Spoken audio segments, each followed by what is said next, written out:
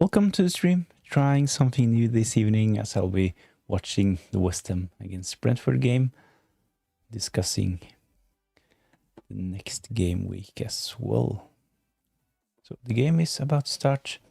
No Diouf for West Ham this evening. He's on the bench. Quite surprising. He has started all of the games so far this season, but benched for tonight's game against Brentford.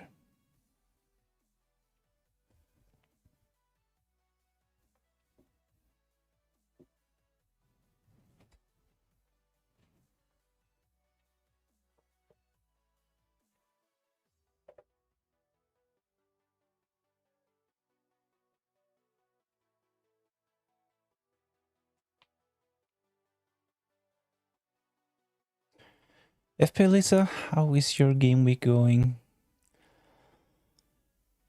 And do you have any players for tonight's game? I only have Pakita, at least he is starting. Was really close to transfer in Diouf ahead of this game week, to be honest. Went for Timber instead. It's really close to do Enzo Fernandez and Diouf, and this would have been a disaster. So Pakita, Timber, especially if Pakita can do something in tonight's game, that would be a nice surprise as well. Timber got the clean sheet, 6 points. Of course, should have gone Gabriel this game week, but I still think that Timber is a really good asset to own going forward. So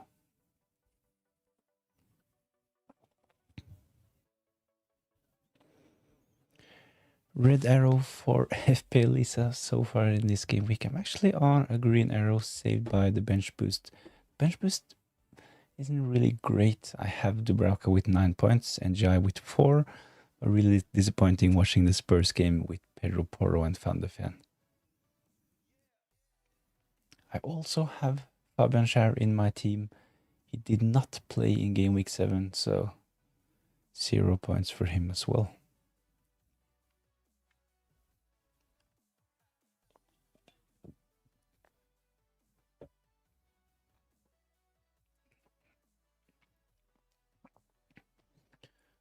Let's see. 66 points for me. This was the wrong game week.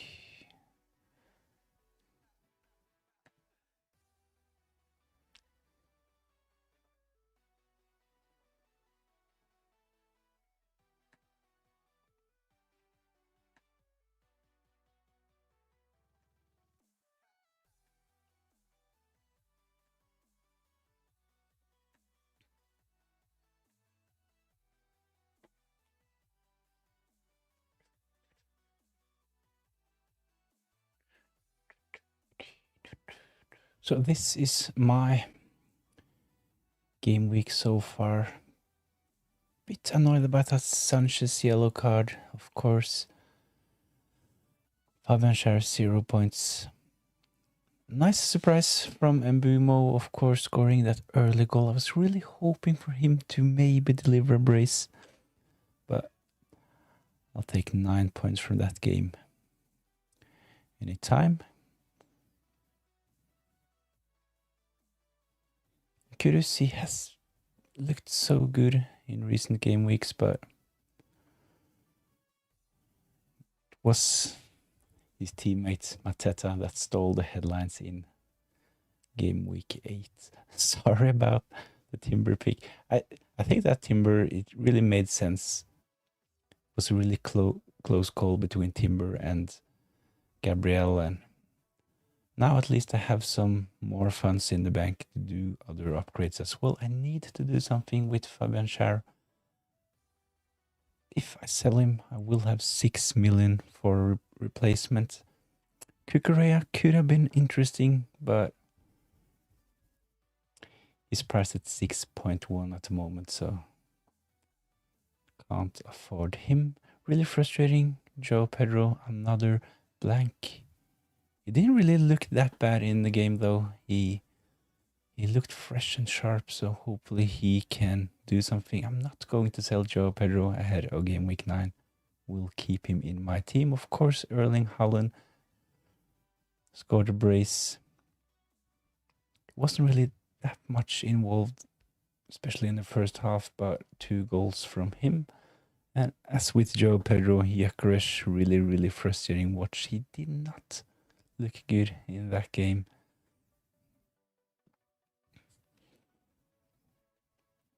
I will give him another chance most probably, but if Gyökeres blanks in game week 9, I will probably have to sell him and do something about Gyökeres. Maybe something like Gyökeres to Mateta and one of my midfielders to Bukayo Saka. Chalobah is an interesting option as well. It looks to be nailed on for Chelsea at the moment, priced at 5.1, so definitely Fabian Schär to Chalobah could be an option in game week 9.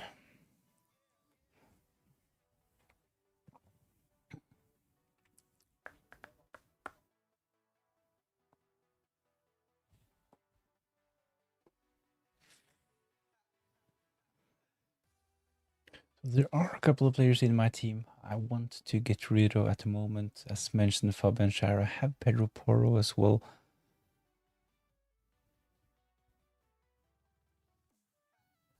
Not seeing that he can defend his price tag at the moment.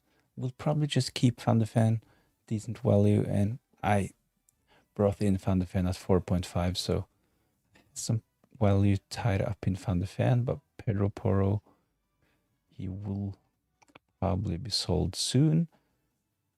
So Fabian Schär, Pedro Porro, one of my midfielders as well. Will be really interesting to see how Paqueta does in this fixture.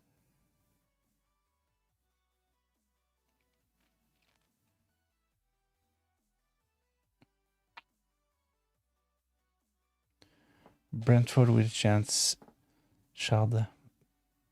Poor shot, to be honest.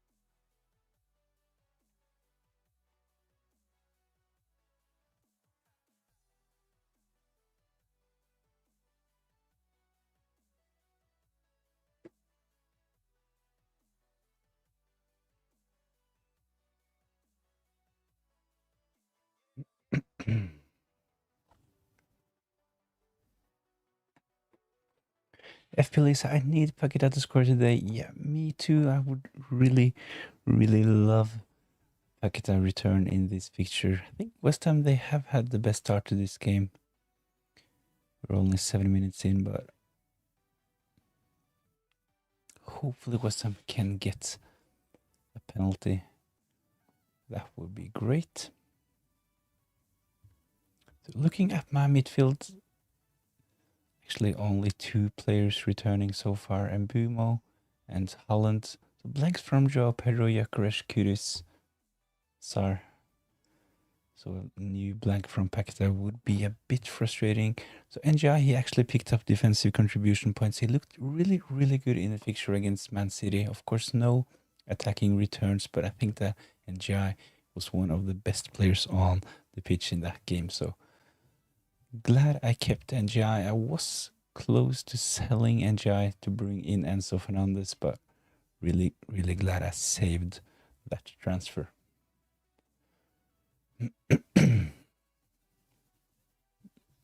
Ooh. Chance for Brentford.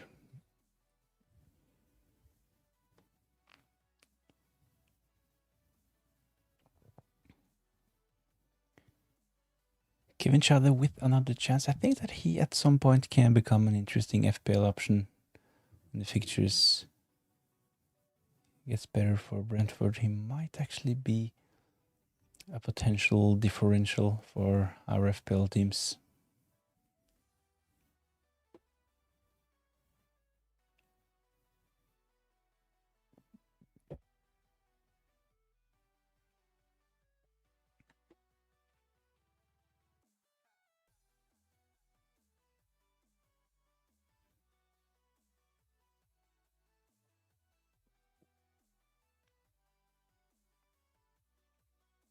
I'm not really sure why Diouf is benched. He has started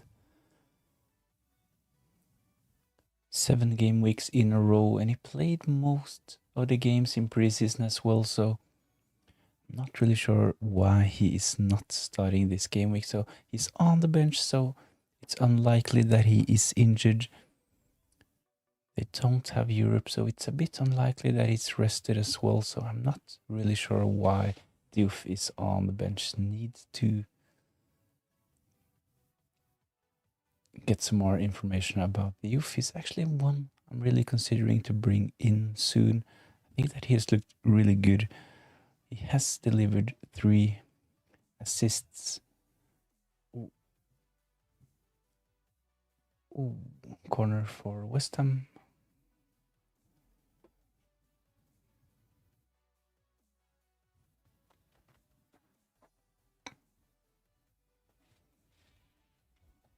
Yeah, that's my worry as well. If Nuno Espirito Santos want to have other players on the pitch, and this could potentially mean that the youth is not an option anymore. But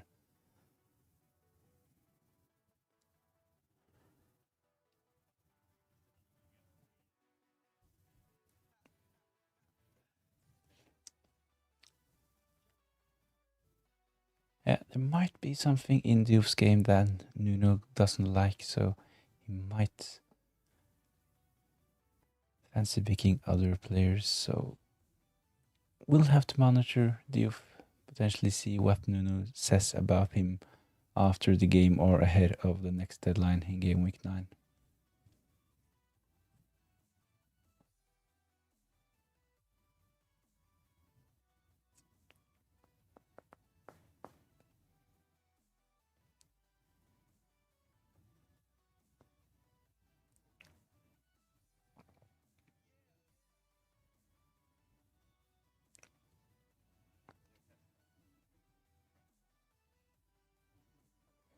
It looks like Paquetá is playing as the number 9 for West Ham in this fixture. We know that Fulkrug, he is injured and is not in the squad.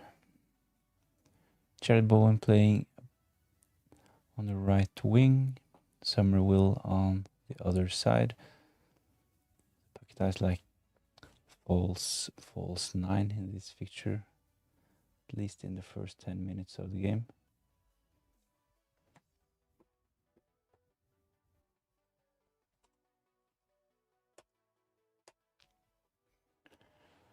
Hello, mates. Thanks for joining in. How has Game Week 8 treated you so far? Oh.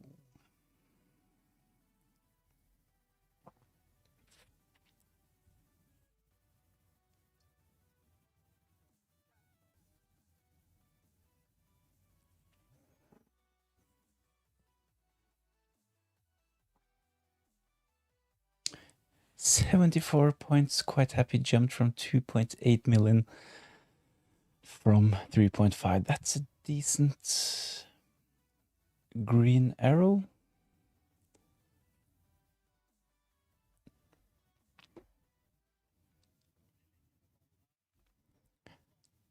I had a green arrow myself, but 69 points, so it's 70 now with Paqueta's points. Let's just update this.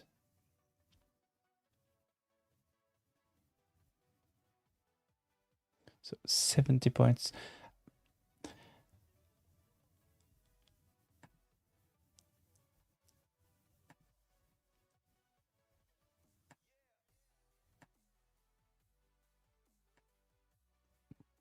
So 70 points, it's decent green arrow, but I was expecting a bit more from my bench boost, to be honest. Really, really disappointed.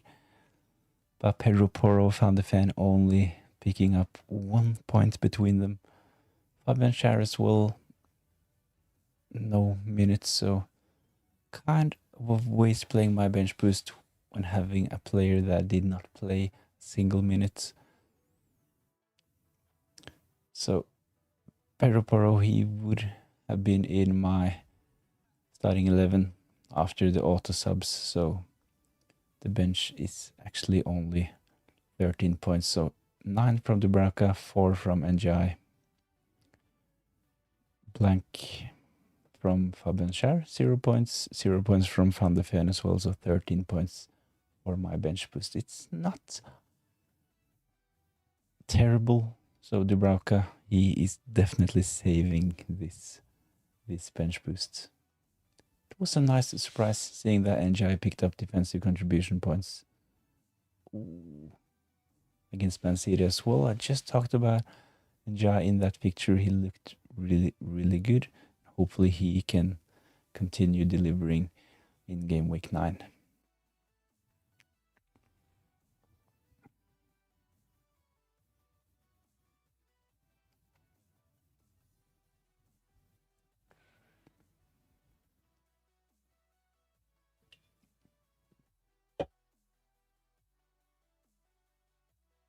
So I just made a quick poll. Who do you think will win this match? It's 50-50. West Ham 50 and a draw 50%. So no belief in Brentford so far. NGI looked great. Yeah, I think that his overall performance was really good, even though he did not deliver any returns, of course, but he looked really good in that game. Looked like he was like playing, trying to force through a transfer to Man City, something like that. He was really good all through the game.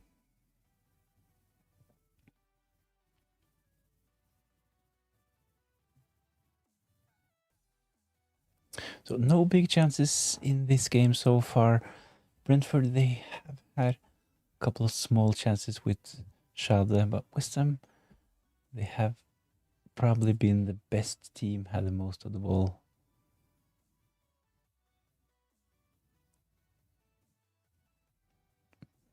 They have had a couple of corners as well. It looks like Paqueta is playing as number 9 for West Ham in this fixture.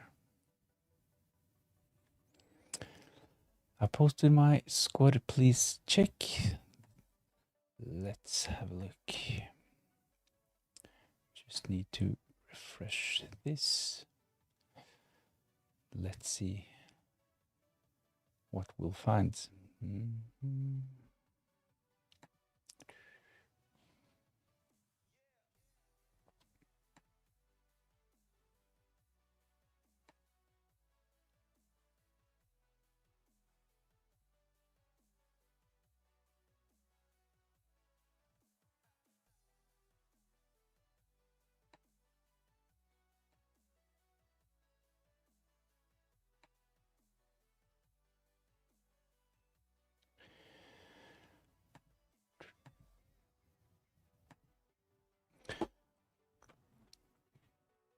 So let's have a look for this game week 9 squad. Raya Ingle, double up with Gabriel. I wish I had Gabriel, but we just talked about this with FPL. I was really close to bring in Gabriel.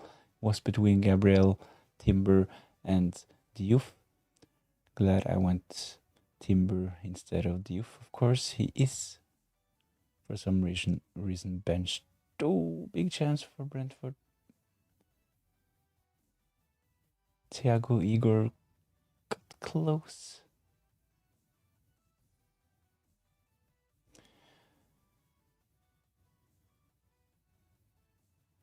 So the double Arsenal defense looks really good at the moment. Senesi, I think that he can do well against Nottingham Forest. They haven't really looked that great recently, and Dan Burn as well. So really strong defense. Enzo Fernandez, will he play? Will be really interesting to hear what Maresca says about Enzo Fernandez ahead of game week 9.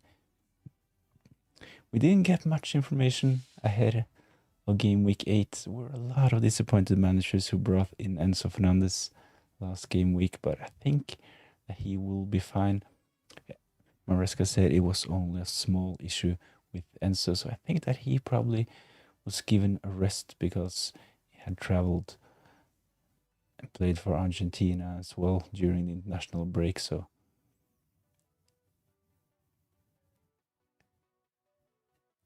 Paqueta to Jared Bowen. Ooh. Gravenberch in midfield, he is yellow flagged as well. Semenyo, really good option for game week 9, playing at home against Nottingham Forest. Minte against United, up front Foltmala, Joe Pedro and Erling Haaland. Timber on the bench, Guehi, Sar as well. I would potentially go for a back four with this team, to be honest. Potentially just triple up with my Arsenal players. Maybe instead of Gravenberch.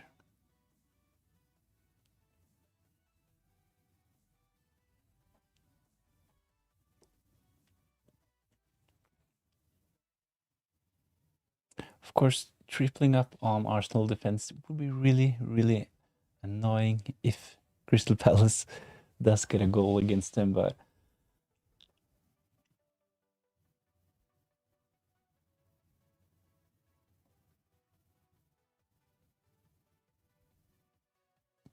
maybe an option is to actually play Petrovic, bench Raya, and double up on the Arsenal defense with Timber and Gabriel. This will give you some attacking threat from your defenders as well, so I think I probably would consider to play Petrovic and bench Raya and bench Gravenberch and play Timber.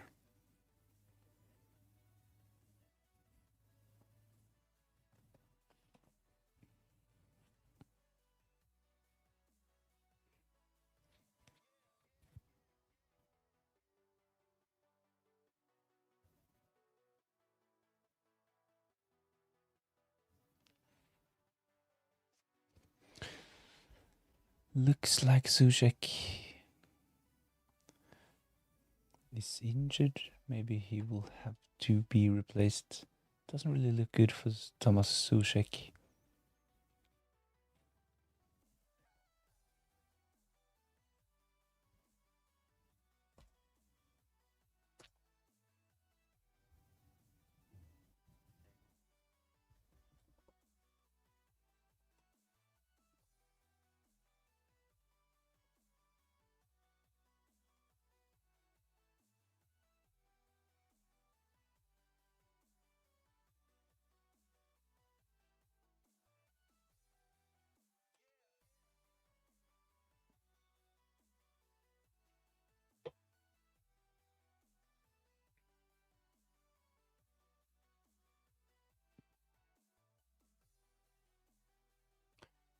What if both Enzo Fernandez and Gravenberch doesn't play next week?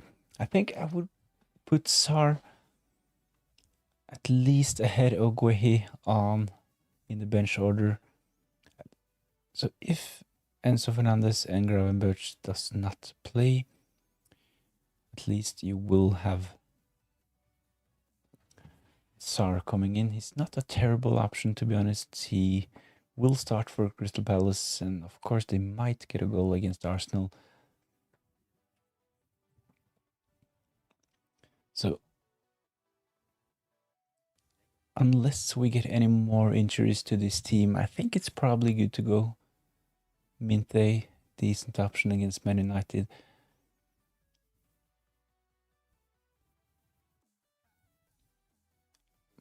I think with this team, you will be able to save a transfer ahead of game week 9, to be honest. Have a strong squad, so if you have this team as it is, if Enzo Fernandez and Gravenberch misses out, you will have Timber and Sar coming in. Of course, it's not ideal having your defenders playing against your forwards, but I'm not sure if it's worth a transfer unless we get the information that Gravenberch is out for an extended period, but I don't really think that he is. He might play, and so we know that he is not out for long. He missed game week 8, of course, but Enzo said that it was only a small issue, so I actually think that Enzo Fernandez will be able to play in game week 9.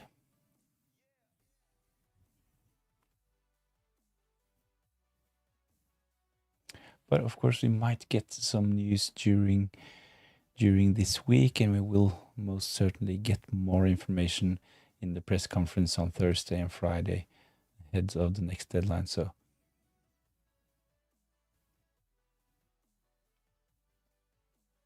I think this team most probably is good to go, and that you will be able to save a transfer.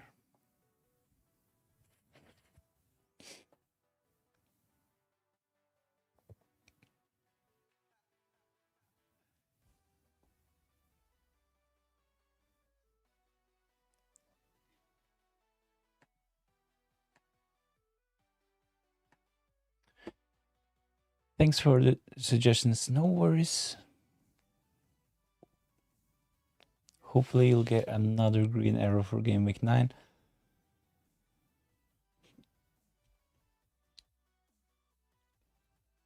$3.5 to 2.8, 700k drop in rank. I think that's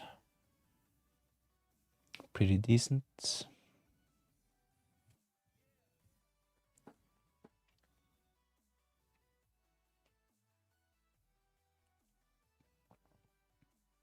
Ooh.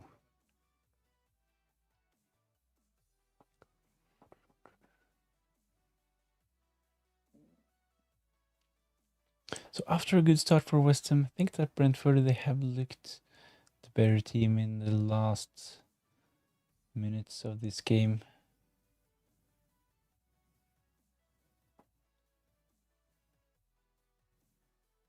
Ooh. So a new corner for Brentford. Thomas Soucek is still on the pitch. Looked like he was injured and that he had to leave the pitch, but still playing, and just gave a corner to Brentford.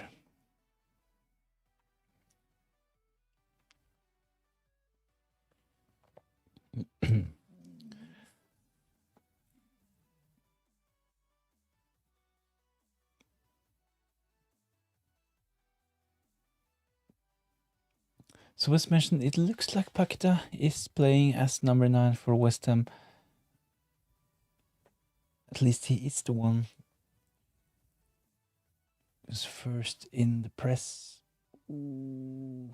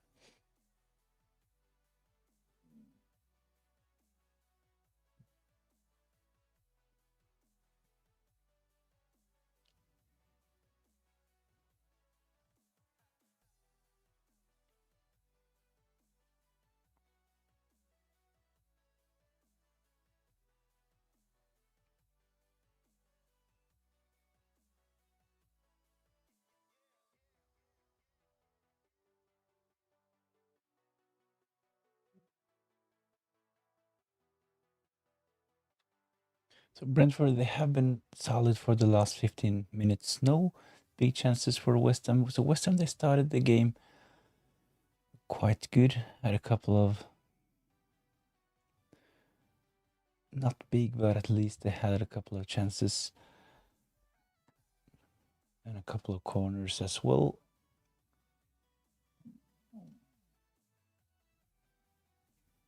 Somerville, oh, is that a penalty? No, probably not. DM McDonald had a Salah as triple captain. I was sick. Ooh, evening mate, hope you're well. I'm fine. I'm probably better than you after reading that line. Oh, that's unlucky. Salah triple captain.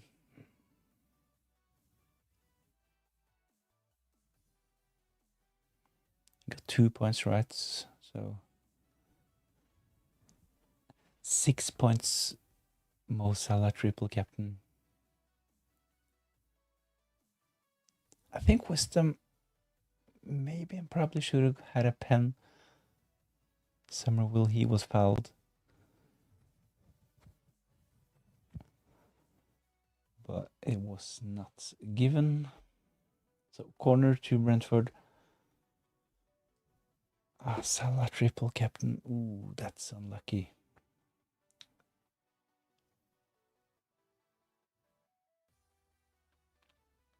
Even Mateta didn't say me this weekend, so a hat trick from Mateta. At least that's makes it a bit better. I just checked Mateta's ownership while making the graphics for my Game Week 9 team selection video. I was a bit surprised to see. Ooh, big chance for Django hitting the post.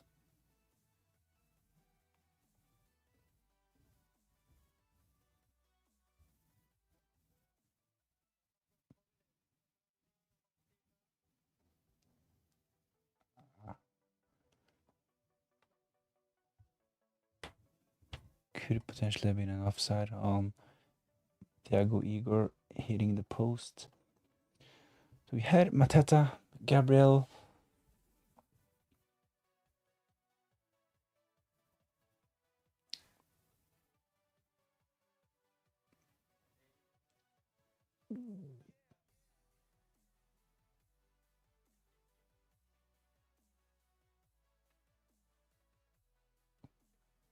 West Ham, they are really struggling against Brentford at the moment.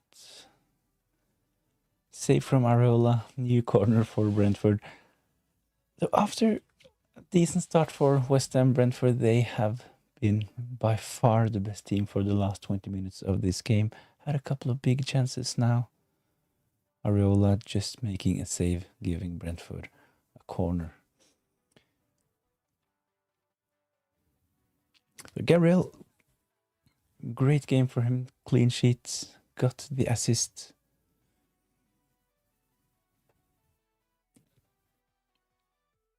Ooh.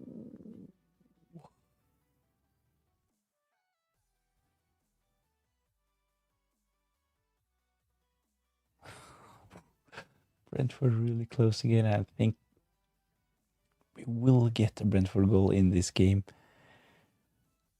really, really soon. Will be interesting to see the expected goals for Igor Thiago in this first half. He's had a couple of big chances the last 5 minutes. I've taken a -12 for this weekend. Salah out in a rage. Gakpo in. Gakpo, he looked really good. I think that he, at least for the next couple of games, he will probably start. He was by far the best Liverpool attacker against Man United. So Gakpo in. Don't really hate the idea. I was expecting Alexander Isak and Ekitike to probably be first choice and to see Gakpo drop to the bench, but at least at the minutes and for the next couple of game weeks, I think that Gakpo probably will continue starting. So Salah out, Gakpo in. Joe Pedro and Gyökeres out, Haaland, Voltmade in. So at least you have Haaland. He will probably continue delivering. Was so clinical this weekend against Everton. They defended well, but he got 2 chances and he took them well.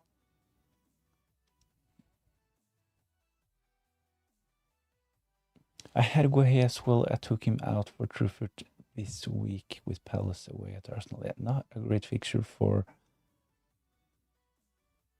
Crystal Palace, of course. Maybe at the moment, maybe the toughest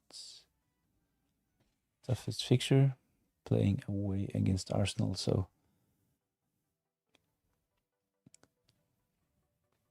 I have Ismail Assar in my team, but he will probably be benched for game week 9 unless I get any injuries. I'll probably just bench Assar this game week. Let's have a quick look.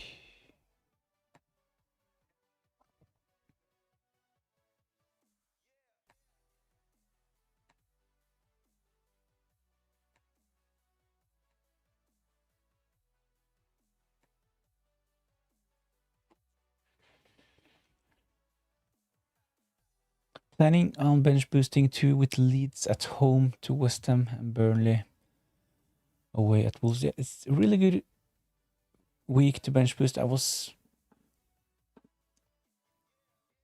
considering to bench boost in game week 8 or game week 9. I think game week 9 is a really good bench boost week as well, with some of the cheap options from, as you say, Leeds, Burnley. They have decent fixtures in game week 9 as well. So if you still have your bench boost, I think game week 9 is a really good game week to play it. I think I'm going to end up working my way around to get Munoz and Saka in as well. Porro and SA have one more week to sort it out. Yeah, but I just talked about this earlier on this stream as well. Pedro Porro, I have him in my team. He will most probably start for me in game week 9, but this is only because I think that Fabian Schär, he is more of a priority to get rid of, but Pedro Porro, he will most probably be sold really soon as well.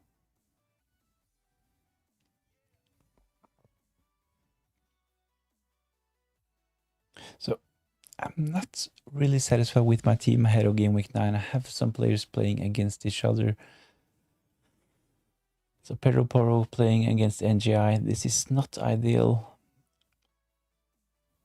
I have Rodon on my bench, but he is playing against Pacta, so some of those players, they will cancel each other out. I'm not sure if Fabian Schär will play. He has been nailed on for Newcastle for the last couple of seasons, but got a concussion in the Champions League really late on as well. So really annoying with that injury. And Thiav and Botman both have done really well recently, so I think that they will probably continue playing. And if Fabian Schär is benched for game week 9, I will most definitely sell him as my first priority. So this would mean, ooh, Jared Bowen. Ooh.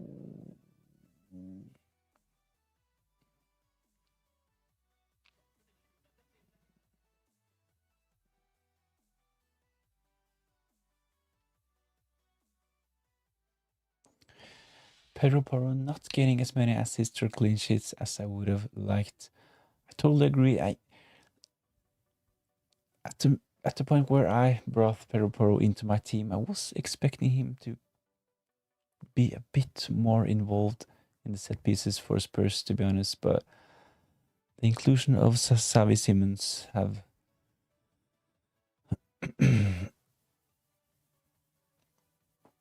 taken some of those set pieces away from Pedro Porro, so that's a bit frustrating. He had a really good game week. Was it game week 5 or 6? I think that Pedro Porro in some games he will have the potential to pick up defensive contributions, but didn't really look like that in game week 8. So at that price, I don't really see that Pedro Porro is worth his price tag at the moment. So totally agree. Don't necessarily see him as a priority sell. He will probably continue starting for Spurs. Can potentially get an assist, of course. Defensive contributions, as mentioned. Spurs, they are one of those teams that all of a sudden can pop up with a clean sheet. We've seen this so far this season as well. They can do well, and playing away against Everton is probably a decent fixture for Spurs. So we'll definitely just keep Pedro Porro. I actually have a double up on the Spurs defense. They looked really good in the start of the season. They had the best defensive stats as well. But Pedro Porro, he will be gone soon.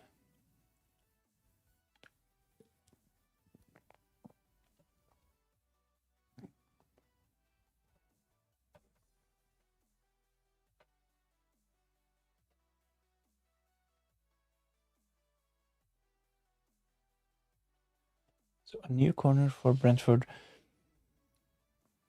Ooh. Django Tarak, really, really close. This should have been 2-0 to Brentford. Who will win this game?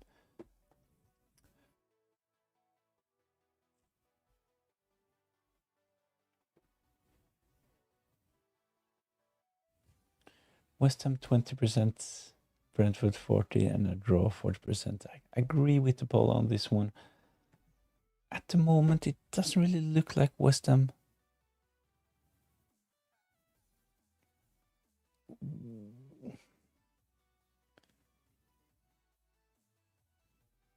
Monday Night Football, West Ham at home.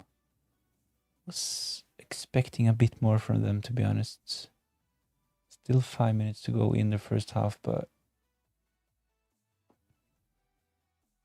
this has not been a good performance from West Ham so far. Joe Pedro not delivering as much either since Palmer got injured. It has been really frustrating owning Joe Pedro. I brought him in, I think it was game week 3. So only blanks. Probably he scored his last goal in game week 3. But only blanks after this. So at least with Joe Pedro, he will continue starting up front for Chelsea. So this is why I most probably will just keep Joe Pedro in my team.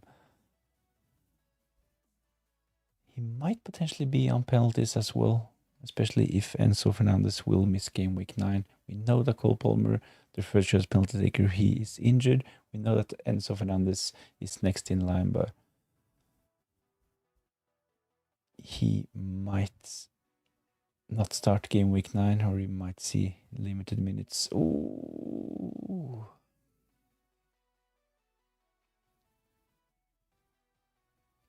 Brentford playing really well at the moment. They have been really close, but it's still 0-0. 5 minutes until halftime.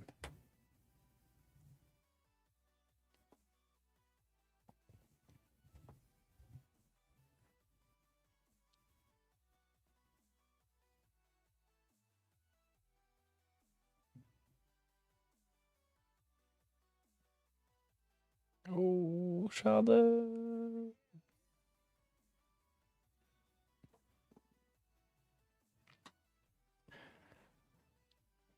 I was just talking about Brentford looked like they were going to get a goal, and now it happened as well. Kevin Schade got really close to Areola. It looked like Areola could save that shot from Igor Thiago, but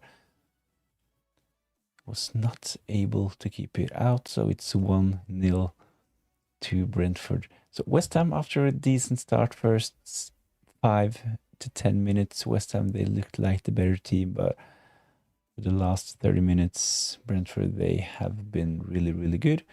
West Ham, they haven't really had any big chances. I think Brentford, at least they have had 5 big chances, and in that 42nd minute, they got their first goal. Kevin Schade with the assist. Areola was really, really close to keeping that one out, but it's 1-0 to Brentford. Oh, Lightning, hey man, how's it going? All good? All good on a green arrow currently. But I would, of course, be even more satisfied if Paqueta can do something in this game. He hasn't really been that involved in the first half, to be honest. I haven't really seen much of Paqueta in the first 45 minutes. So Nuno Espirito Santos, he has a big job to do in the dressing room at halftime to get this West Ham team to perform in the second half. So it's only a couple of minutes until halftime. And Brentford, they deservedly leads this game by 1-0.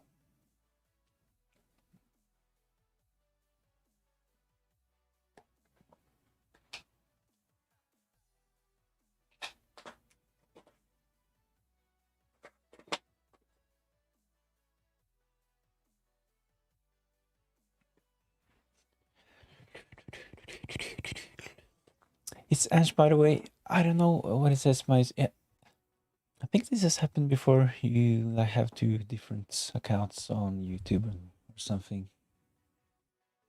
I remember that username as well, O Lightning. So thanks for joining in. Are you on a green arrow or a red one? So FPL Lisa, she said that she had red arrow so far. Disappointing game week. But we've had a couple of other green arrows in the chat. I'm currently on a green arrow as well, mostly because of the bench boost and Dubravka's 9 points. Really saving the bench boost for me this game week. So effectively, I have 13 points on my bench with Dubravka with 9 points, and NGI, after his really good performance against Man City, he picked up 4 points. So really disappointing from my Spurs defenders, Pedro Porro and Van de Ven, but overall, I think it's decent. 6 minutes of added time in the West Ham against Brentford game. This is mostly due to an injury to Soucek. It looked like he would have to leave the pitch after around 25 minutes, but he's still playing. And 6 minutes are added.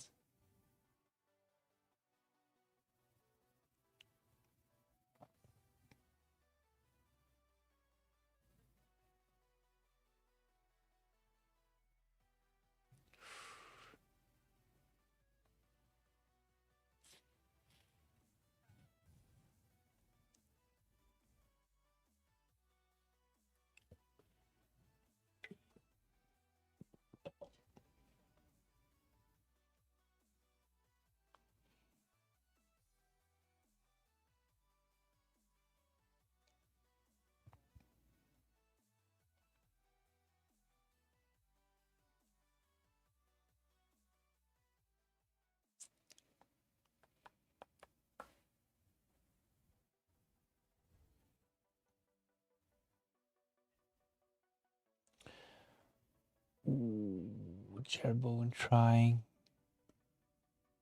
Really, really good defending from Ayer. Great tackle.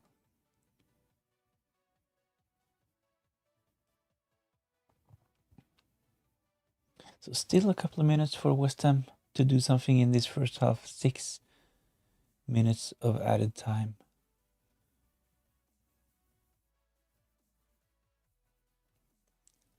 Paqueta receiving the ball. Ooh, Jared Bowen cross. Not really threatening.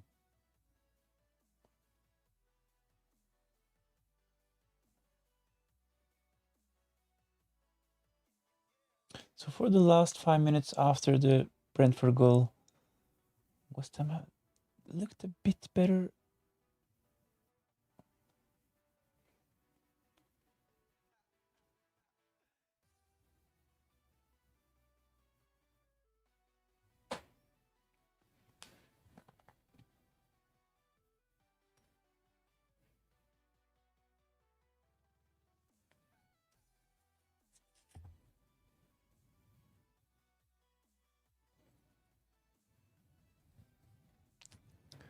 For those last 5 minutes, it looks like Jared Bowen is playing more centrally, and that Paqueta he has moved out right.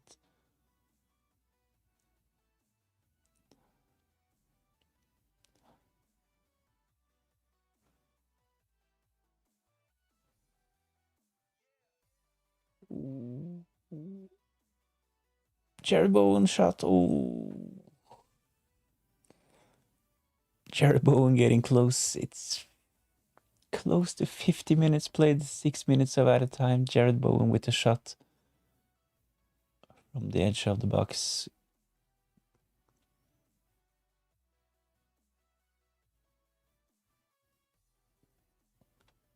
Actually, a pretty good save from Keller. It's a corner for West Ham. Oh.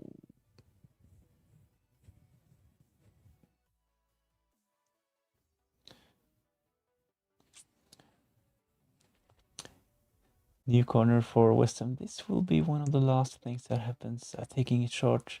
Somerville with a cross. Oof.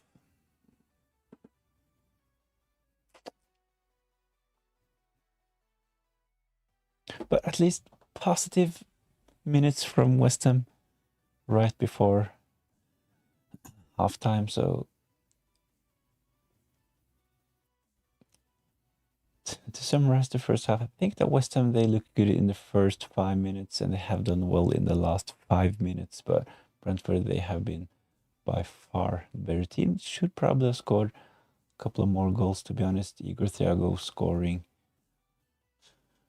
the only goal in this game so far.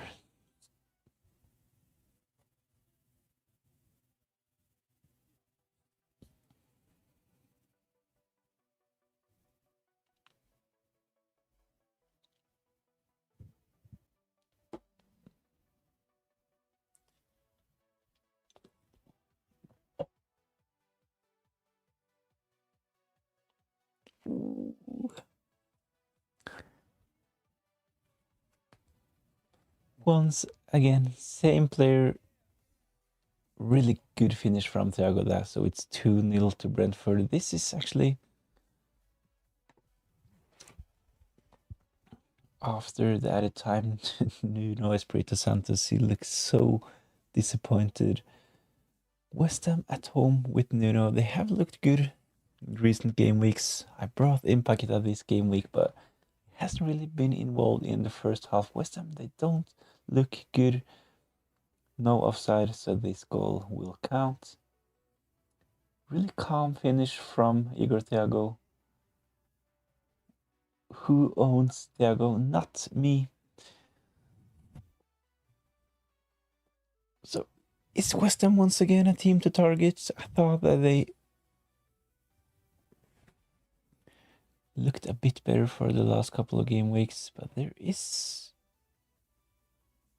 a possible offside, so the goal will be checked.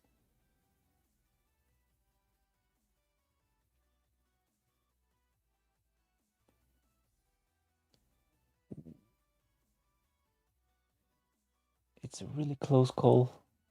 Really hard to tell. Ooh, this will be interesting. So they're checking the goal for a possible offside.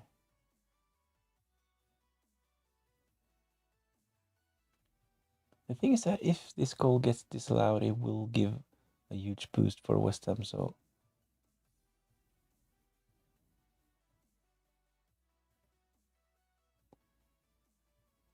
I thought it looked like.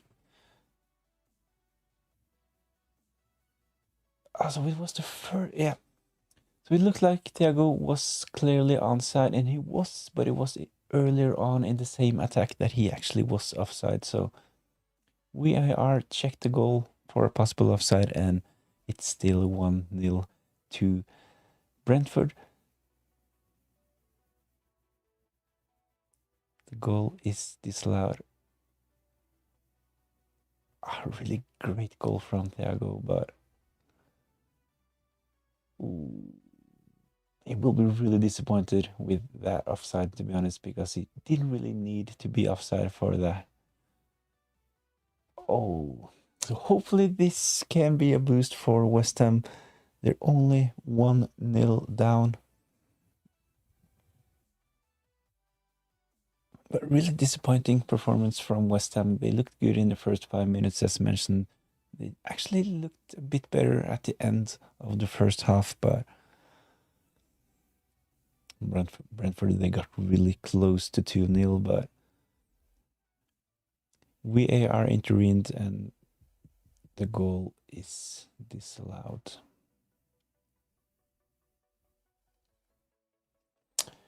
So let's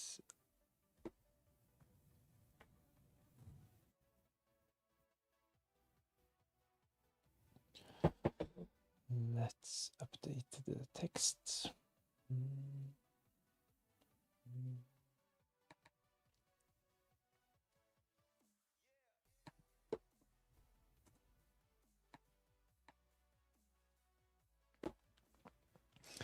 So will we potentially see Diouf being subbed off in the second half? As mentioned earlier, it will be really interesting to see why he did not start this game. I think that he has looked really good all the West Ham games I watched so far this season. I was actually close to bring Diouf into my team ahead of game week 8. It was between Diouf, Timber and Gabriel. Went for Timber because of the value, only priced at 5.9, while Gabriel is 6.3.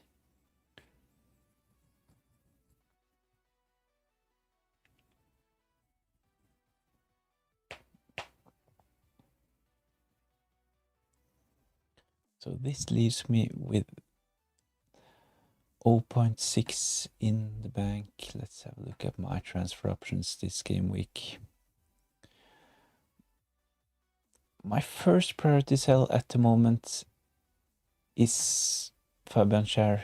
Hasn't played for Newcastle in the last couple of game weeks. Of course, he had that concussion, but he's been fit for at least the last 2 game weeks, but he hasn't played, so kind of annoyed. I thought I picked one of the most nailed on Newcastle defenders, but he has not played in the last couple of game weeks. So I would really like to have a Newcastle defender in game week 9. I think that the fixture is decent, playing at home against Fulham, but I might have to do something with Fabian Schär. I only have one free transfer, 0.6 in the bank. I have considered to bring in a Chelsea defender. I can't afford Cucurella. I think that he is a good option going forward, but he's priced at 6.1, so I'm 0.1 off from getting Cucurella. Chalobah is another option, of course, only priced at 5.1, so this can potentially give me 0.9 in the bank for game week 10, but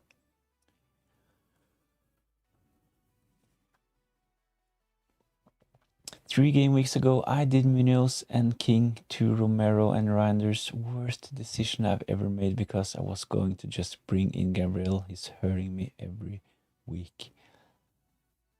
And Munoz, he has done reasonably well Munoz and King to Romero and Reinders. And Reinders, he hasn't really delivered. He did well in game week 1. He's had a couple of big chances. I think that when we consider stats, Reinders, he is high up on the list for expected goal involvement, but not many returns for Reinders after the first game week this season. And Romero,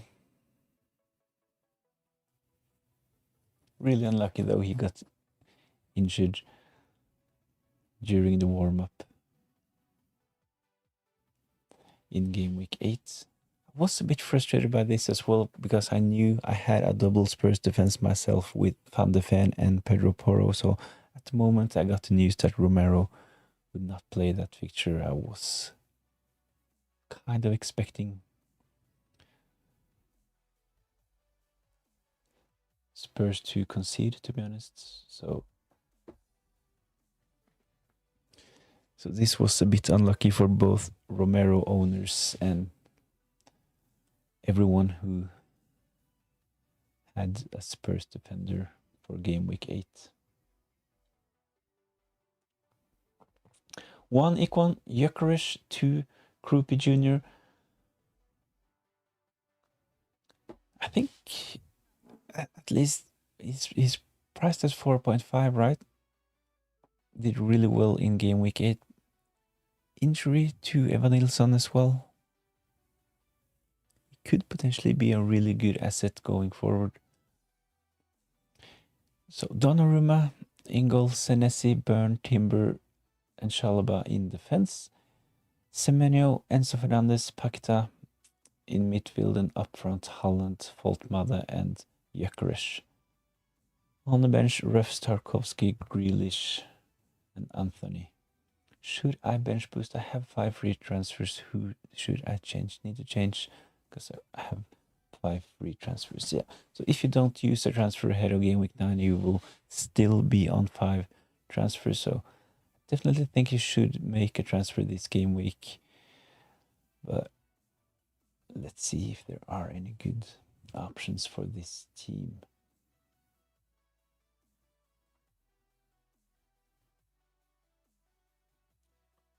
So on the bench, Tarkovsky and Grealish playing at home against Spurs. This might be a decent fixture for both Tarkovsky and Grealish. You have Anthony as well. I would definitely consider a bench boost with this team.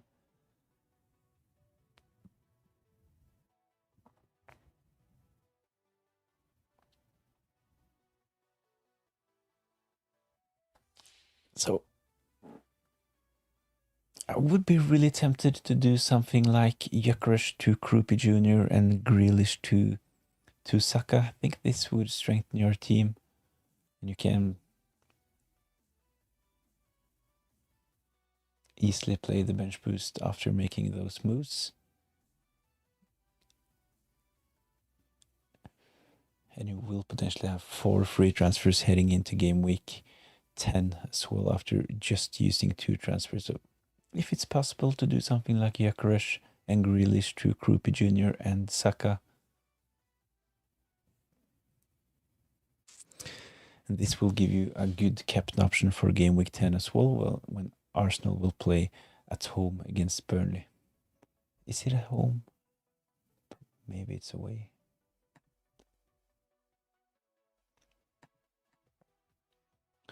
Yeah, it's away. So in game week 10, I think that Saka can potentially be a really good captain option. So I will have Gyökeres.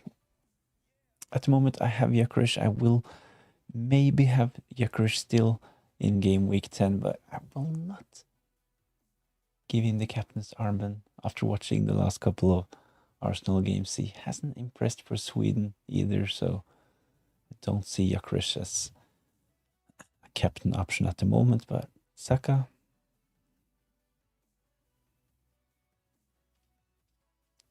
not only because of the penalty, there has been discussion about who is actually on penalties for Arsenal. There were some rumors that Gyökeres potentially could have taken the penalty in game week 80. was a VAR incident. They actually got a penalty, but it was overruled by VAR. So it would have been really interesting to see who actually will take the next penalty for Arsenal. So, of course, as a Gyökeres owner, there is a small hope that he potentially will be given the next penalty to give him a boost in confidence, but it doesn't really look good. So, Gyökeres priced at 9 million, maybe on penalties, not passing the eye test. I think with this team, Gyökeres to Krupi Jr., Grealish to Saka.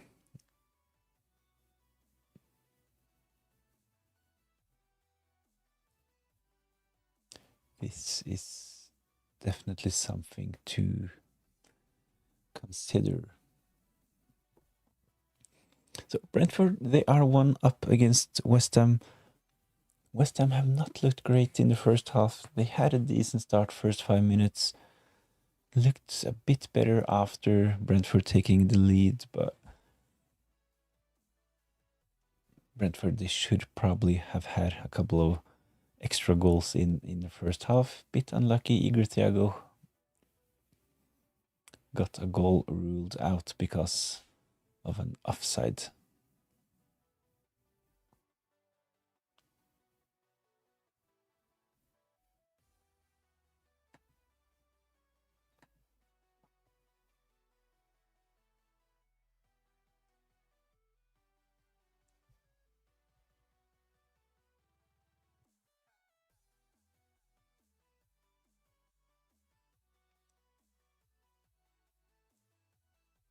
Reece James one is on the top defender list for points.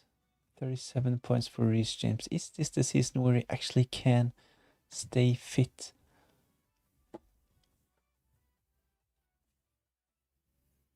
So I've made the graphics for a wildcard and free hit video. We'll probably record this one maybe after the stream or tomorrow. I think that on a free hit ahead of game week 9, players like Reece James, even Trippier could be really interesting options. They will be rotated. They can't play week in, week out, but they will get a rest between game week 8 and game week 9, and we know that they can deliver attacking returns. So both Reece James and Kieran Trippier, really good free hit options for game week 9.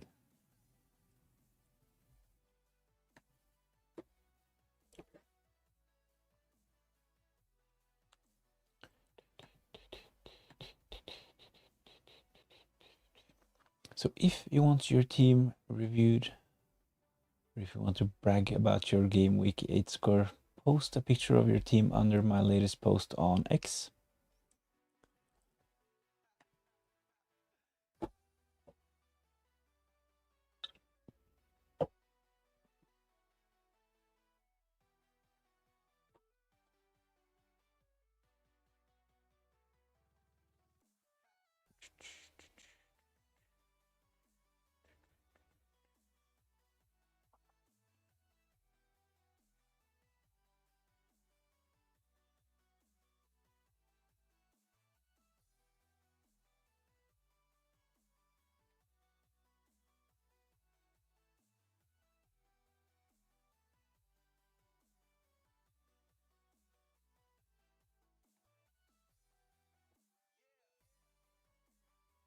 So this is FPL Lucas' team.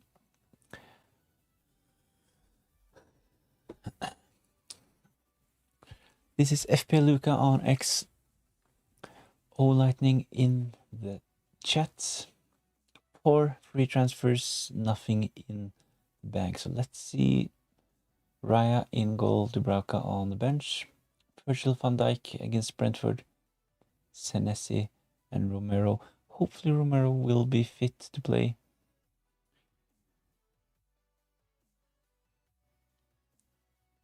Semenyo in midfield, Kyrgios, Bruno Fernandes, and Cody Gakpo. I think that Cody Gakpo at the moment, he is the Liverpool attacker to own. Looked good in game week 8.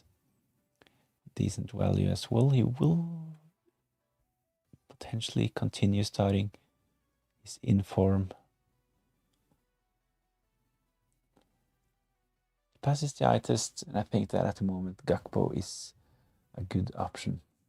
Virgil van Dijk, on the other hand, Liverpool, expensive, 6 million. Brentford, they have actually looked quite good, at least for most parts of the game against West Ham. Holland up front, Joe Pedro and Mateta, he is in. So really solid team this with 4 free transfers, maybe doing something with Reinders.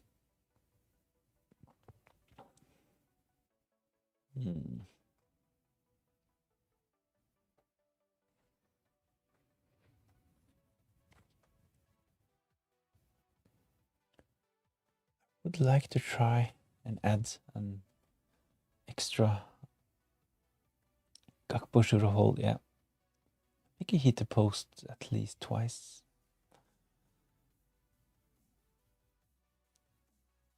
I'm just trying to see if there are any easy ways to get in extra Arsenal for this team. I can see that you have Raya, but no outfield players. Maybe something like an easy switch from Virgil van Dijk to Timber, potentially downgrading Reinders.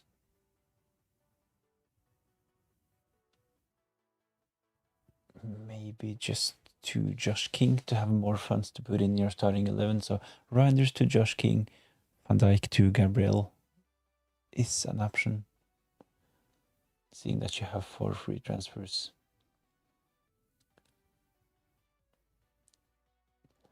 Semenyo still good. Bruno Fernandes, I would just keep Bruno Fernandes. He was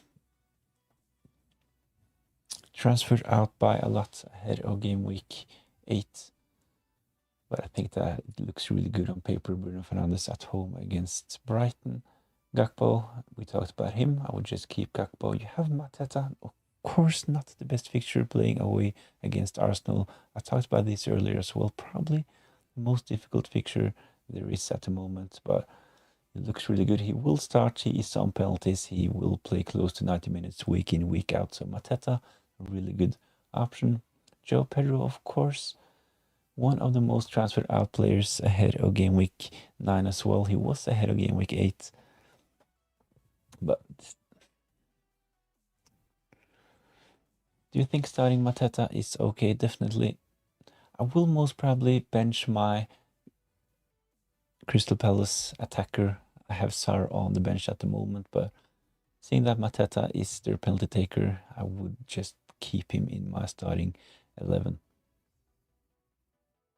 I have a feeling Arsenal won't keep a clean sheet, and if you have a feeling that Crystal Palace will score, I would definitely start Mateta. So if Crystal Palace score, he will most probably be involved. So Mateta, he looked really good, and he actually has an expected goal of 6.04 in the last 4 games. So thoughts on bringing in Sar next week? I think that he's a really good option. He's a differential as well. I would definitely wait 1 more week, but with this team, maybe something like Reinders to Josh King, Van Dijk to Gabriel, and next week Kudus to Sar could be an option. I think this will set you up nicely for the coming game weeks. I think in game week 10, when Arsenal play away against Burnley, I think that actually this is a game week where we have to consider, at least Gabriel owners would have to consider captaining one of their defenders. I think the fixture is really good both for keeping a clean sheet and for attacking returns for Arsenal. So this could be a nice differential captain punt for game week 10. I think that Gabriel will outscore Virgil van Dijk going forward. The Brentford attack, they have actually looked really good in the first half. So I will see if the game has started.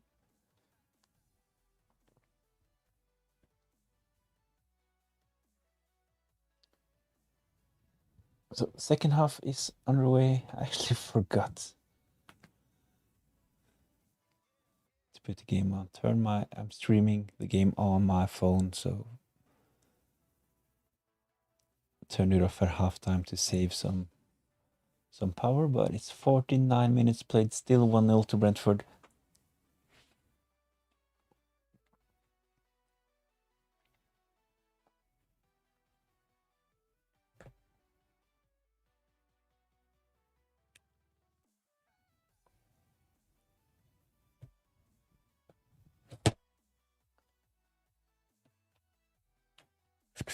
Can you find a way to get Saka in for next week? I was actually looking at a way to bring in Saka for this team. I think Saka is a really good option going forward, but I would like to just keep your most expensive midfielder, so it would be something like Kudus and Reinders to Saka and Josh King, but you will probably have to downgrade Virgil van Dijk, and you will not be able to bring in Gabriel. So something like Reinders to Josh King, Kudus to Saka, and downgrading Virgil van Dijk to a 4.5 defender. Is this possible?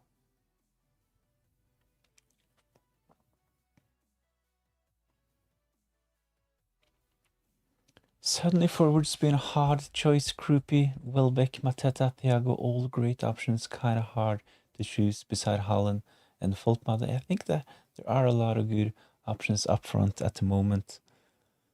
Having Gyökeres in my team priced at 9 million not delivering, it's a bit frustrating, to be honest.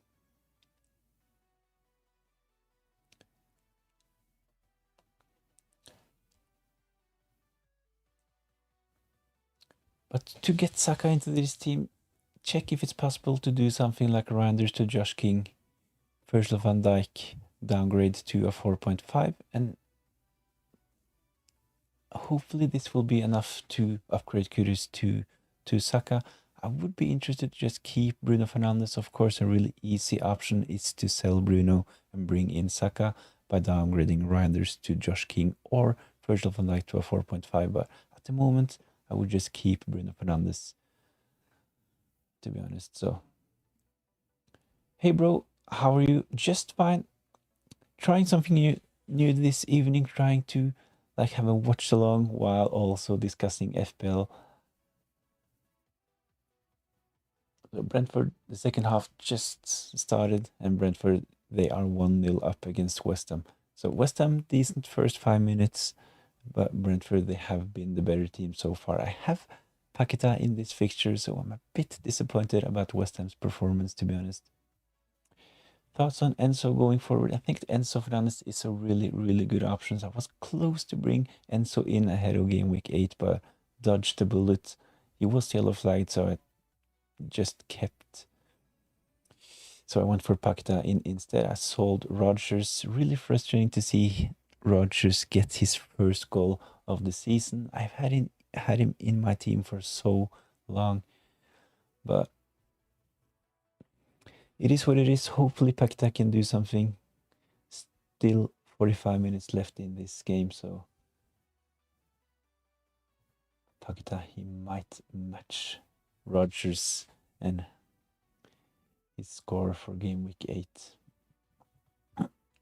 Ooh, Schade it's 2 against 2, actually 3 against. Oh, what are you doing, Kevin Schade? Mbumo, great option. I think Mbumo is decent. I actually have Mbumo in my team. Great start seeing him score early on in that game against Liverpool. My favorite asset from Man United is still Bruno Fernandes, to be honest. I know that he's playing a bit deeper, but he's so heavily involved on set pieces. He will continue picking up defensive contributions. He will get assists, and he is the first choice penalty taker. So he's a bit more expensive, playing a bit deeper. But I think that Bruno Fernandes is worth the upgrade from Mbumo. I still think that Mbumo is a really good option to own going forward. The fixture gets better for Man United. So Mbumo is certainly a decent option. Ended on 68 points this week. It seems Dubravka outscores my goalkeeper every week. It's so annoying. Ooh, I know the feeling. This has happened to me a couple of times this season as well. I was... Ooh.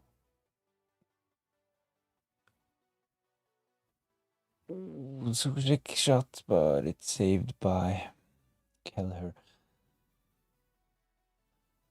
I don't really remember what I was talking about, but I've had Dubravka with points on my bench a couple of times. I played my bench boost this game week, so Dubravka, he actually saved my bench boost with this 9-pointer. Not looking good for Pakita, I totally agree, especially after watching that first half. But it's a really good game, to be honest. There are chances in both ends of the pitch, so right after at least what we can call a small West Ham chance, just 10 seconds later, it's a corner to Brentford, so...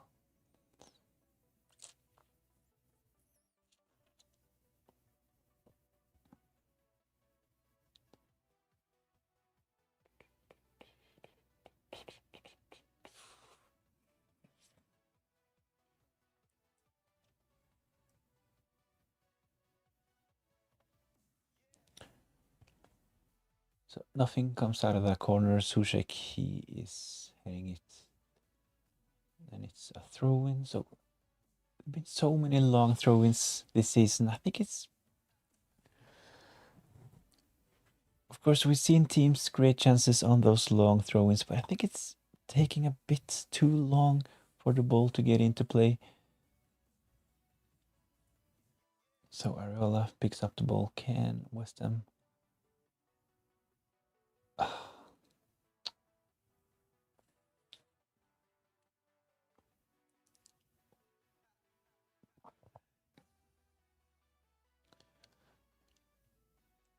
Looks like Paquetá is playing a bit deeper this in the second half compared to what we saw in the first.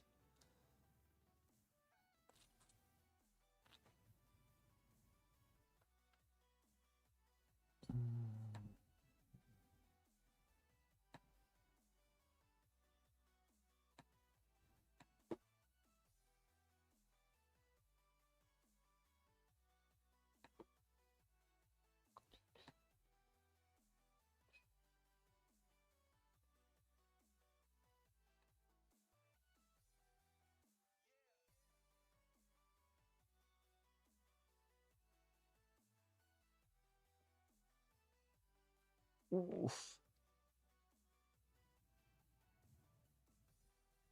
Brenford, they are defending really well in this game.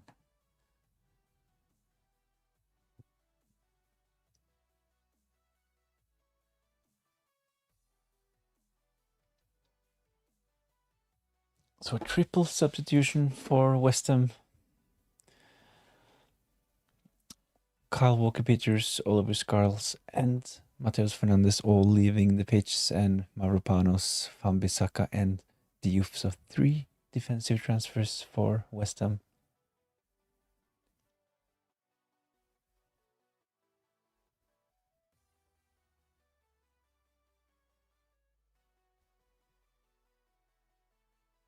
I'm really hoping that West Ham can deliver a solid performance in the second half. We're 10 minutes in.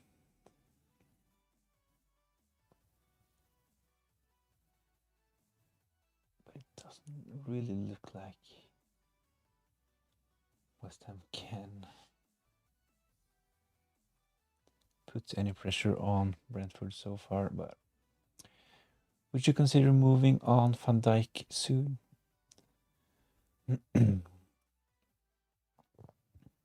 Yeah, definitely I would consider doing something with Van Dijk. I think when looking at this team, I think that he definitely is one of the players that potentially can be sold. I was talking about a way to get Saka, downgrade Randers, upgrade Kudus and downgrade Virgil van Dijk. This will use 3 free transfers, but it's probably worth it.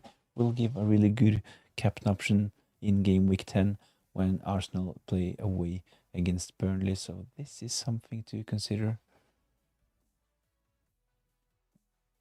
So Van Dijk will probably be on the top points list for defenders at the end of the season. But at the moment, Liverpool, especially with Alisson injured as well, they are not delivering. At least Van Dijk priced at 6 million is not delivering what we could expect from him. So I think Van Dijk definitely is a player that I would consider downgrading, to be honest. Still Brentford. Ooh. Oh, new corner for Brentford. Really need West Ham to do something in this game. Good defending from Diouf. Not sure why he didn't start this game. It was a big surprise, to be honest. I think that he has been one of the best West Ham players. So in those fixtures where they really struggled at the start of the season, he was actually playing quite well. In game week 1 against Sunderland as well. Ooh.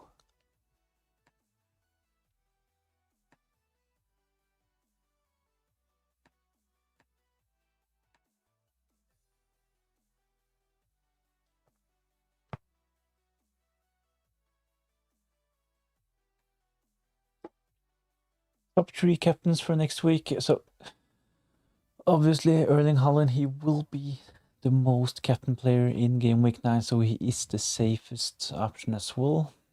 Not the best fixture, of course, playing away against Aston Villa, but I think that at the moment Erling Haaland, he is at least my captain for game week 9. Arsenal, tough fixture for them as well, playing against Crystal Palace. They have been solid defensively, but I still think that Saka is one to consider. So both Man City, Arsenal, they actually have quite tough fixtures. Man City away against Aston Villa, Arsenal at home against Crystal Palace. I think Bruno Fernandes could be an option as well. I will consider Mbumo, to be honest.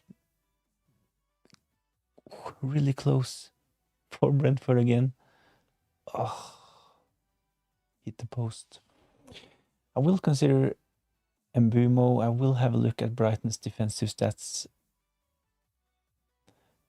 And if I owned Bruno Fernandes, he would definitely be one to consider if we get the confirmation that Enzo Fernandez definitely will start, that is fit to play, if we see him participate in training sessions for Chelsea during the week. I think Enzo Fernandez potentially could be a good captain differential as well. We know that Cole Palmer is injured, he will not play, and Enzo Fernandez is the penalty taker for Chelsea at the moment. So there are a lot of good captain options. This might actually be a good game week to actually take a punt with the captaincy.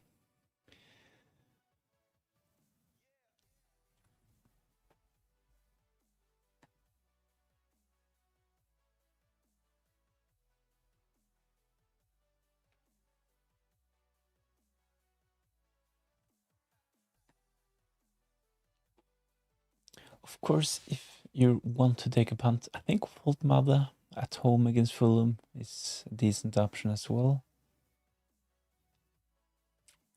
Jared Bowen playing against Leeds could potentially have been an option, but West Ham, they haven't really looked good so far in this fixture, so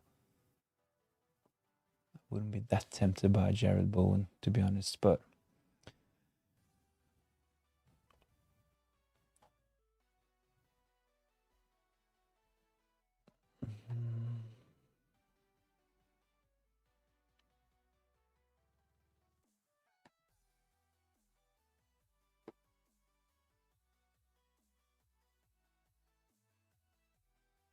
Kevin Challet getting really close, great cross, good header as well. He should probably have managed to get that a bit lower. Areola, he is nowhere near the ball. Should have been 2-0 to to Brentford, definitely.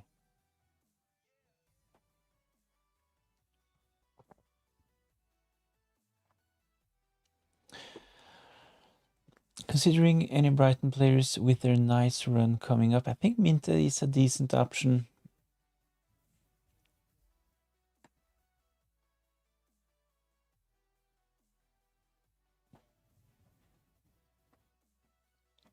Paqueta.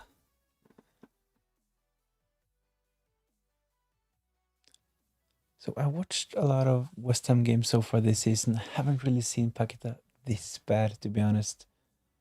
He's not really involved and he has lost possession a couple of times as well.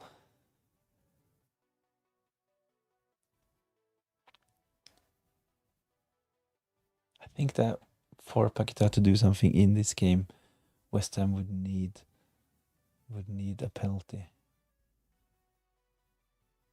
I'm not really sure what's going on with this West Ham team. It looks so easy for Brentford to get close to the box and get crosses in front of Areola. 3 substitutions from Nuno in at halftime, but it doesn't really look like this is helping at the moment. But oof. That could have potentially been something for West Ham.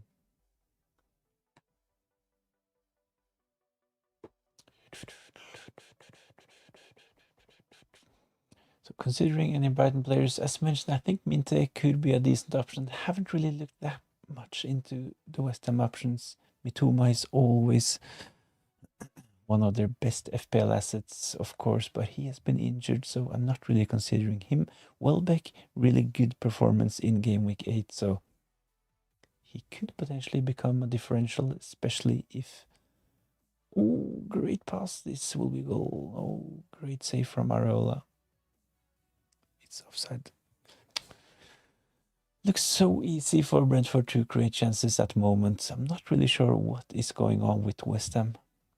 They made 3 substitutions at halftime to try to do something, but it doesn't really look like it has helped, to be honest. So Welbeck, he is definitely one to keep an eye on the watch list for now. Really good performance in game week 8, but Brighton, they are one of the teams with the worst defensive stats as well, so not really considering any other defenders at the moment. So Minte would be my first choice Brighton asset at the moment, with potentially putting Welbeck on the watch list as well. Thank you. Have a lovely evening. Hope Paqueta gets more involved. Thanks for joining in. 25 minutes left for Paqueta to do something. I just mentioned that he hasn't really looked good in this game so far. I think that West Ham will have to get a penalty for Paqueta to get an attacking return in this fixture. I'm a bit worried that Paqueta might actually be taken off. It's been that bad.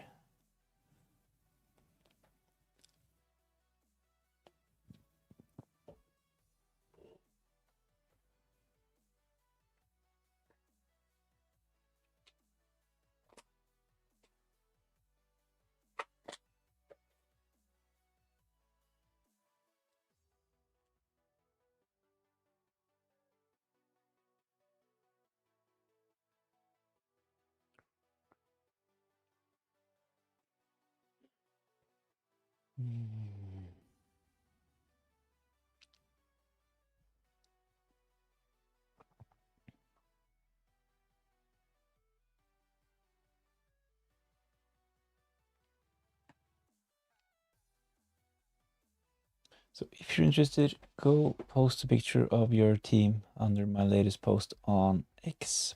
Same handle as on YouTube. At FPLTFS.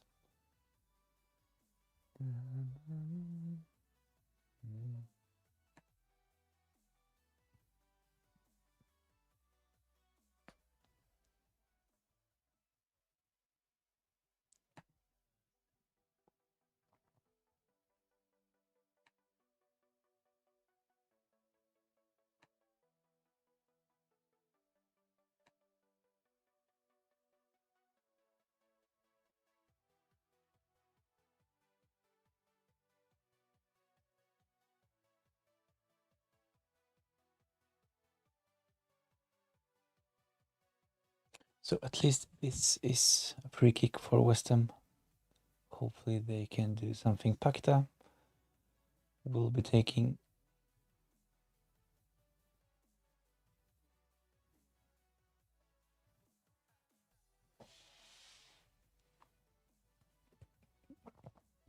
Or is it Somerville? It's Somerville.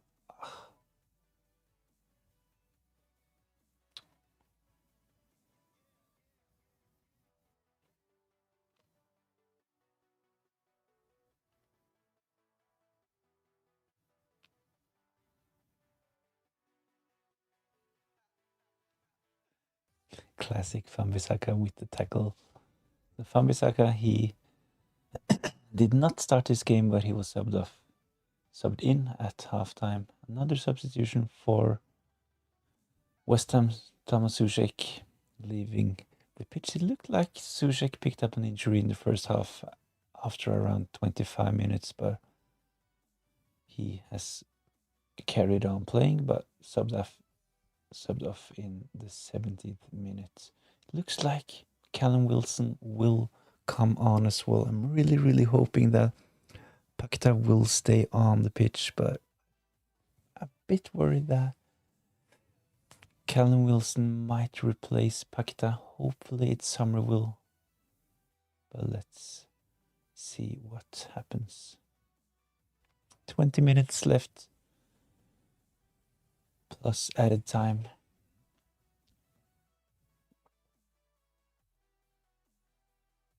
Oh, well done by Pakita. Jared Bowen. Ooh.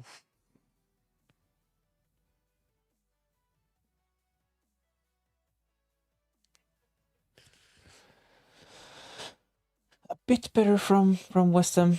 Good attack. Jared Bowen on the edge of the box, taking a shot with his right foot, but he is... he lost his balance and just fluffed the shot. Didn't really get close to Kelleher, but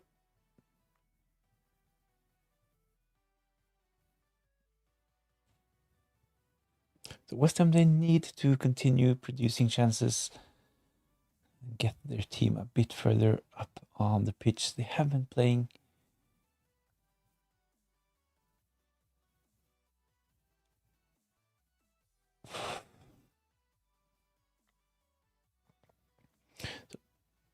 so kudos to Brentford. They are actually playing well defensively as well. They have had the most chances, and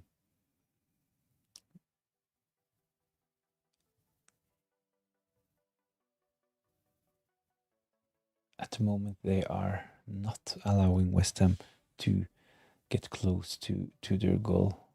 So Jared Bowen with could call this a chance, but Brentford, they are still the better team in this game. 4 transfers made by West Ham. They have 1 transfer less, Callum Wilson. He will most probably come on for West Ham really soon. I'm really hoping that Pakita will not be taken off.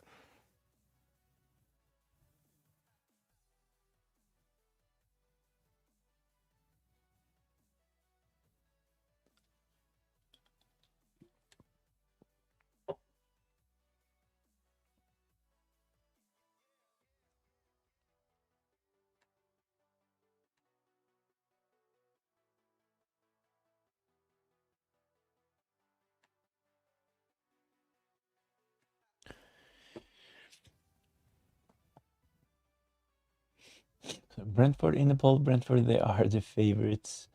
They are 1-0 up. 56% for a Brentford win. 11% for West Ham. 33 for a draw. I think that if I were able to vote myself, I would probably go Brentford. 25 minutes left. Brentford 1-0 up. They have been the better team. West Ham, they haven't really looked that threatening. A couple of chances, but... ooh, that could have been decent for West Ham. Somerville with the ball.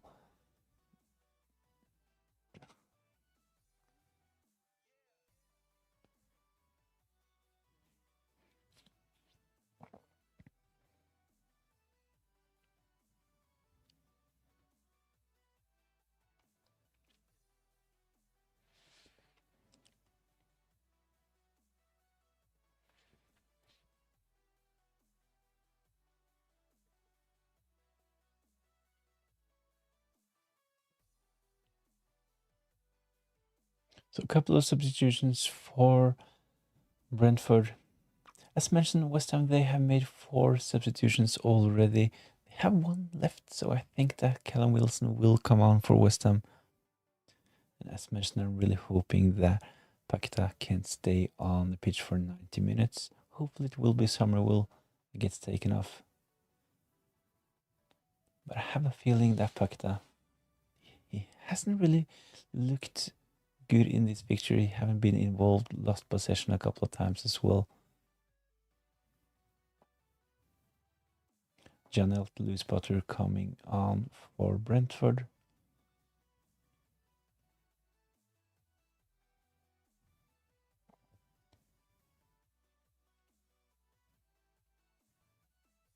Brentford's number 9, Igor Thiago, he has looked really good, especially in the first half.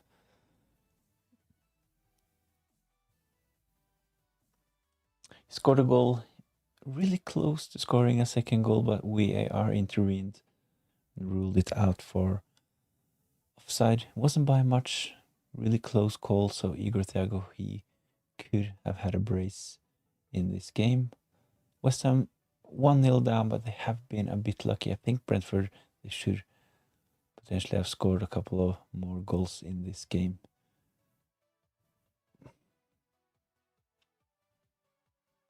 Paqueta, my asset in this fixture. He has not looked great. Was a bit surprising to see Diouf not starting, but he has come on for second half. That's not fine by Jared Bowen.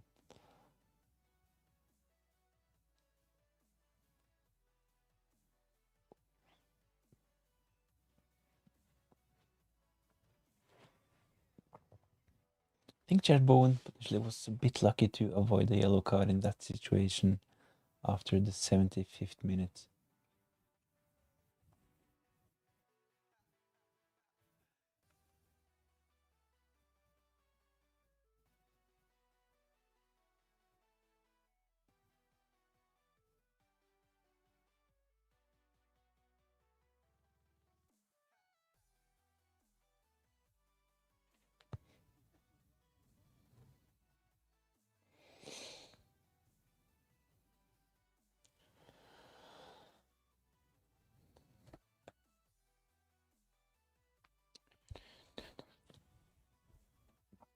It's not looking good for Paqueta owners.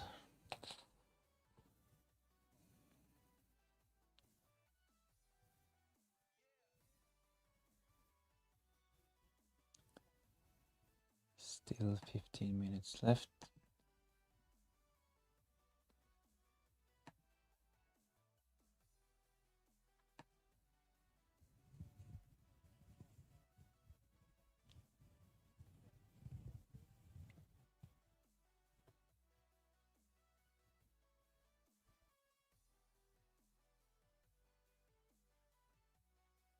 So West Ham, they have made 4 transfers. Sorry, I thought they just made 4, but Callum Wilson, he will not come on. West Ham, they have made 5 transfers, and this, at least this means that Paqueta, he will play 90 minutes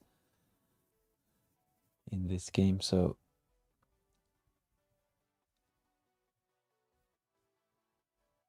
Rodriguez, he came on for Soucek. I thought this was the 4th substitution for West Ham.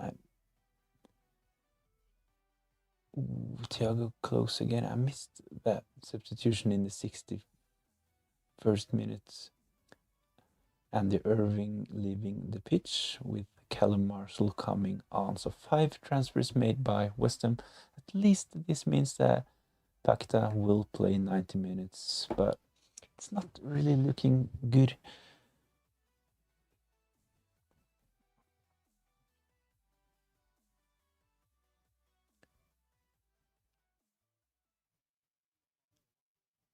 Thiago with another chance.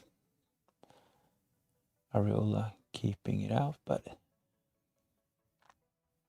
West Ham, they're not able to put any pressure on Brentford at the moment. Stopped effectively when they get into the Brentford's half.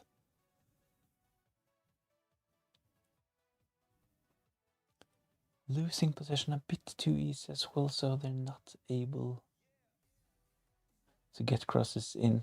Can't really get Pakita or Jared Bowen involved so far.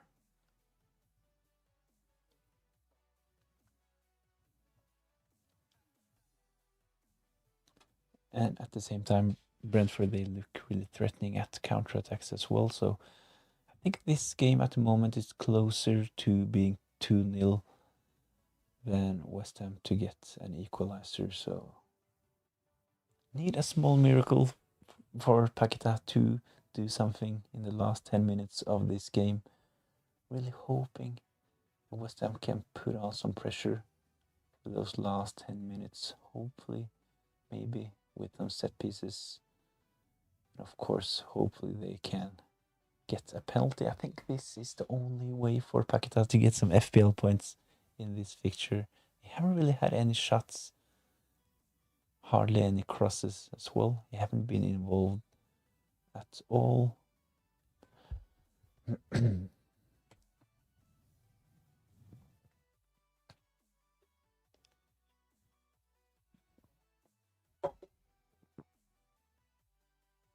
Okay, let's see what Jared Bowen can do.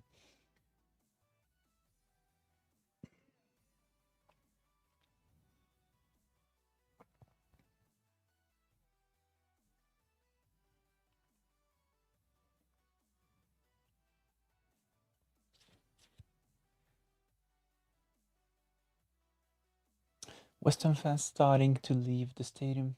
This does not look good for Nuno Espirito Santos.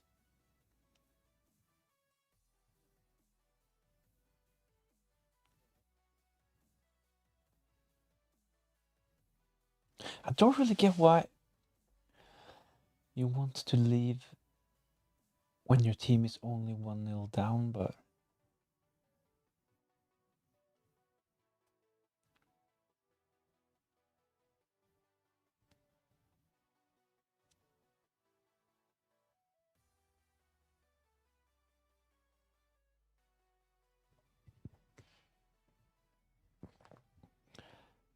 I guess it's the overall performance they are complaining about. West Ham, they have not been good in this game. Brentford by far the better team.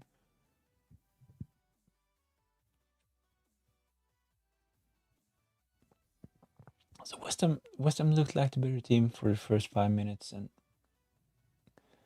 right before halftime they managed to put some pressure on Brentford, but this is not a good performance from West Ham. Still 10 minutes left. Hopefully we can get an equalizer. Pakita looks really frustrated. I think he's close to pick up a yellow card. Jared Bowen as well. Two of the most interesting FPL assets.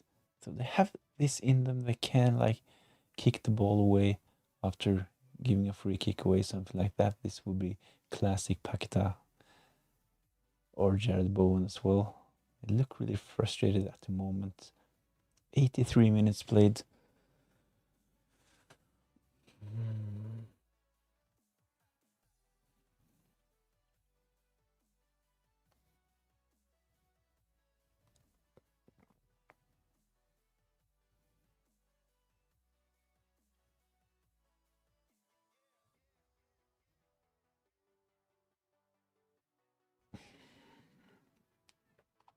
Jared Bowen, he has had a really bad game. I think that Jared Bowen, he is close to picking up like this FPL troll status. He's doing well in the tougher games, but at home against Brentford, they have not been great so far this season. West Ham, they were big favourites ahead of this game, but at the moment they're struggling. Brentford, they are 1-0 up.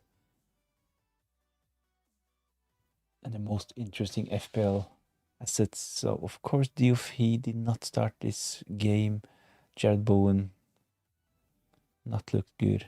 And same goes for Pakita.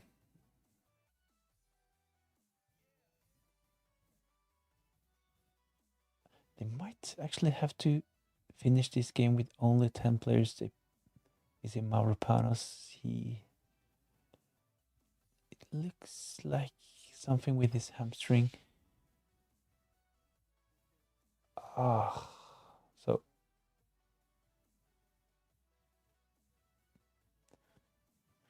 West Ham 10 men against Brentford. I think this will be really hard for West Ham.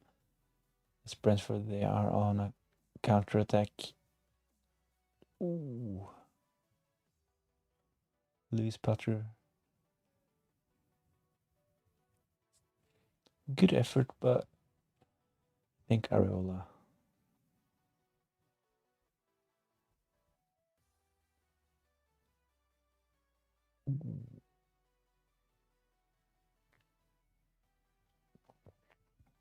It's actually even closer from that angle. Looked like Areola had control, but I think that he was a bit lucky, to be honest. That shot could easily have gone in. You see Somerville, he is... This does not look good for West Ham. They have a couple of injuries. They used all 5 substitutions. So at the moment they are actually playing with only 9 men. Brentford, they look really threatening on counter-attacks. West Ham trying to put some pressure on, but can't really see West Ham getting the equalizer. 86 minutes played, only 5 minutes left of this game.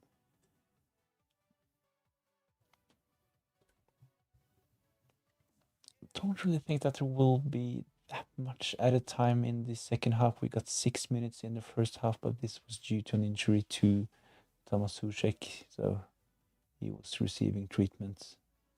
We haven't had any of those situations in the second half, so 87 minutes played, 3 minutes left. Potentially we can get another 3 minutes of extra time.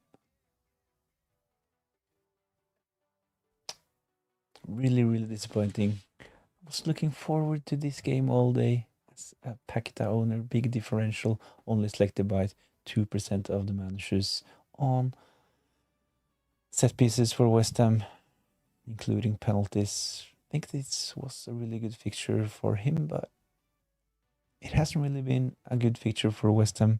Brentford, they have by far been the better team this evening.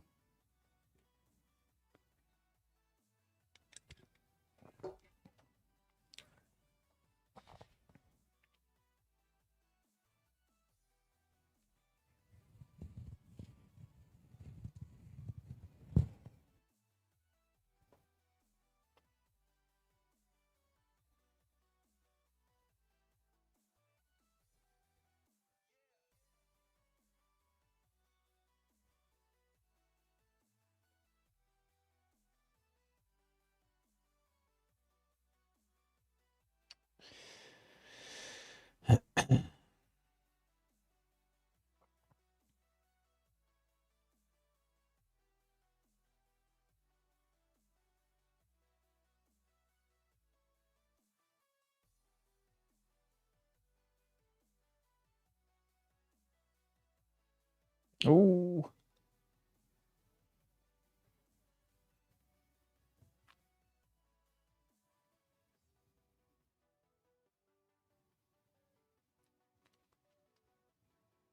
so Somerville stealing the ball from Henderson. Close to getting a decent chance. At least Paqueta, he is running a lot in the last couple of minutes, trying to win the ball for West Ham. Yellow card to Jordan Henderson.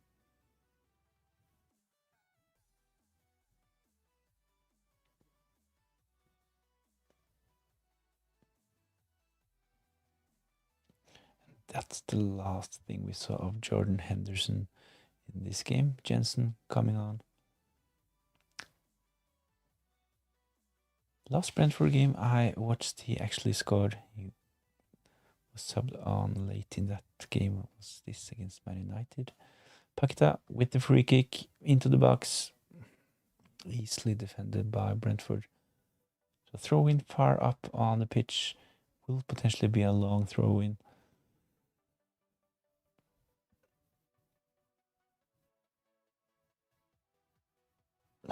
Taking so long here, 1-0 down. It's only 1 minute left.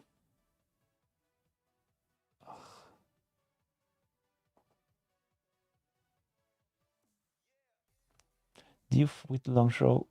Ooh, that could have been a great chance, to be honest. Diouf with the cross.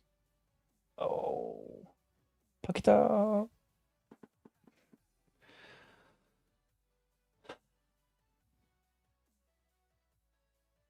Paquetá with his first attempt so far in the game. From the edge of the box, the ball drops perfectly to his right foot, but what a poor attempt from Paquetá. It's been one of those evenings.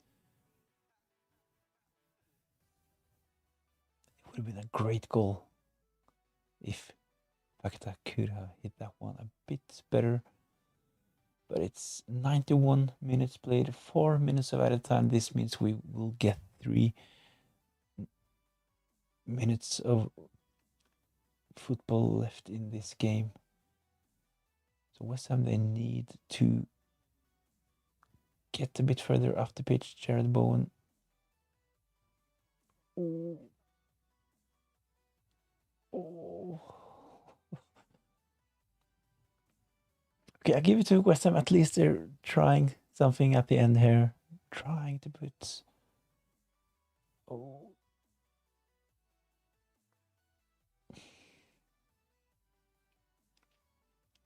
A new long throw from Diouf. Got a bit dangerous last time from the other side of the pitch. He will throw it into the box.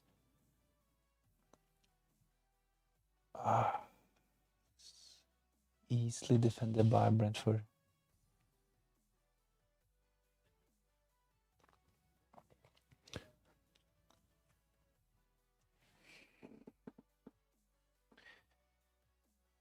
Two minutes left and Wan-Bissaka just wasting another West Ham attack by kicking the ball out of the pitch. Not really impressed by Wan-Bissaka. He's had a couple of good tackles, but at least this is what we're used to from Wan-Bissaka, but he has not contributed with anything going forward. At least Diouf has had a couple of crosses, taking those long throws. The most interesting FPL assets from West Ham, Jared Bowen and Paquetá. Really poor performances from both of them.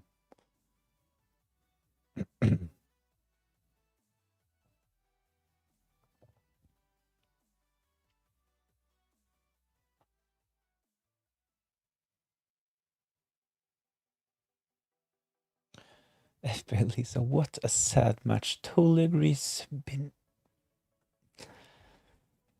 not much to celebrate from this match, to be honest. Hoping for a West Ham win. They haven't really looked close. Brentford, they should have had maybe 4 goals, to be honest. The West Ham, they have been a bit lucky only conceding this 1 goal, but it's what they need. They will get 3 points. It's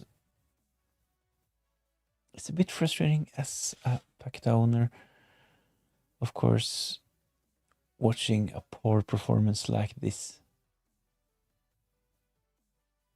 Only 1 attempt. Can't really remember Paquetá having any crosses. So big chance for Brentford and it's 2-0. This is like deja vu. I just mentioned when Jensen came on that the last Brentford match I watched, he actually scored late on and he has done it again. 2-0 for Brentford. Minus points for West Ham defenders. Paquetá down on his knees.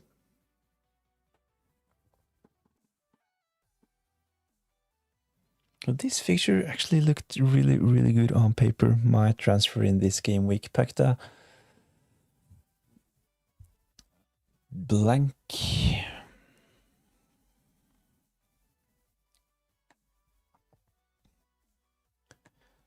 Let's have a look at defensive contributions from this game.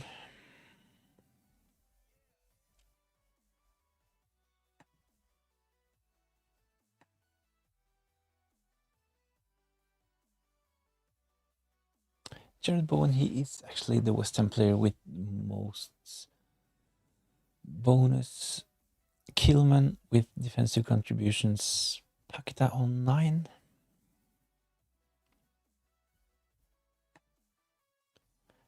That would have been a nice surprise to see Pakita do the same as Ilman NGI against Man City and pick up an extra 2 points from defensive contributions. So we have seen earlier that defensive contributions have been added late on, but Pakita with 9, don't really see them add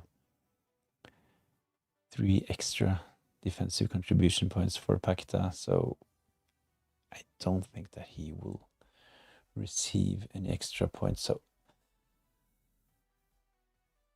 blank from Pakita, blank for Jared Bowen as well.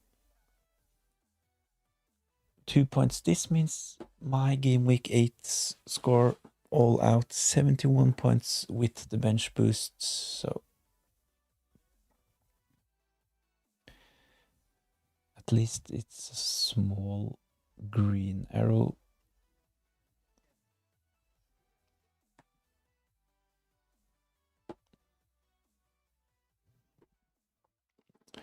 Two 0.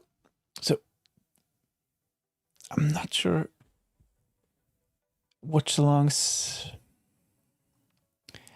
if the next one I set up is similar to this one.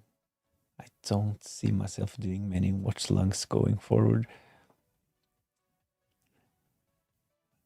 We'll probably give it another go at some point. If there is an interesting Monday night football match.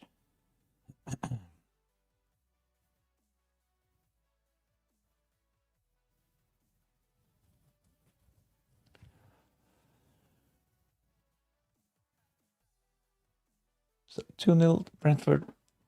Deserved win for Brentford. Strong performance, actually. They looked really solid defensively. Should have had more goals against this West Ham team. Really, really disappointing performance from West Ham. Nuno Espirito Santos, he made a couple of changes ahead of this game. Not really sure why, especially when it comes to Diouf. He has been one of their best players so far this season, but he started on the bench. So it looked like Nuno, he was like going back on his own decisions ahead of this game. He made 3 transfers at halftime. Made all of his 5 transfers in the 17th minute. Picked up an injury with Mavropanos, so they actually had to finish this game with only 10 players. So not a great evening for West Ham fans. Not a great evening for FPL players with Jared Bowen and Pakita in their teams. So 2-0 Brentford. Hopefully the next watch-along will be more enjoyable compared to this one. I will be back. This is a Friday deadline for game week 9. Let's have a quick look. There will be another West Ham game, so it's not often we see that the team with Monday Night Football also are the same team that have Friday night. So Leeds against West Ham. Maybe I will try to put something up for the Leeds against West Ham game. Not sure if this is a good idea at the moment, but FPL Thomas, Pakita disappointing. Really, really disappointing. I was expecting something from Pakita, to be honest. The picture looked really good on paper. West Ham, like, they have had a couple of decent performances after the appointment of Nuno Espirito Santos, and Brentford, they are actually one of the worst defensive teams so far. So a Monday night football game at home for West Ham. At least the transfer of selling Rodgers to Pakita, I think on paper it made sense, but it really backfired for me. I've had Rodgers for so long, but he scored the game week where I finally sold Rodgers. So really, really disappointing. Backfired. Should have just kept Rodgers, but yeah, it is what it is. Bowen sucks. He was really, really bad in this game. Didn't really do anything going forward. No shots on target. So Jared Bowen and Paquetá, they have one chance each. Both of them really left their chances. Jared Bowen lost his balance, and Paquetá, he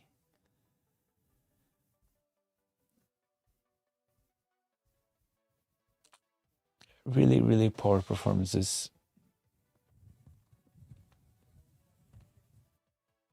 Charlie Lindstrom, thanks for joining in. Shut up, Thomas.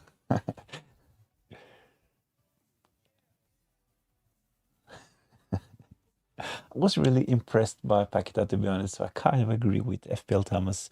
Paquetá, he was actually really, really disappointing. He did not offer anything going forward. Lost possession too many times. No crosses, no big chances. So poor performance from Paquetá. FPL Lisa, got to go. Have a great rest of your day.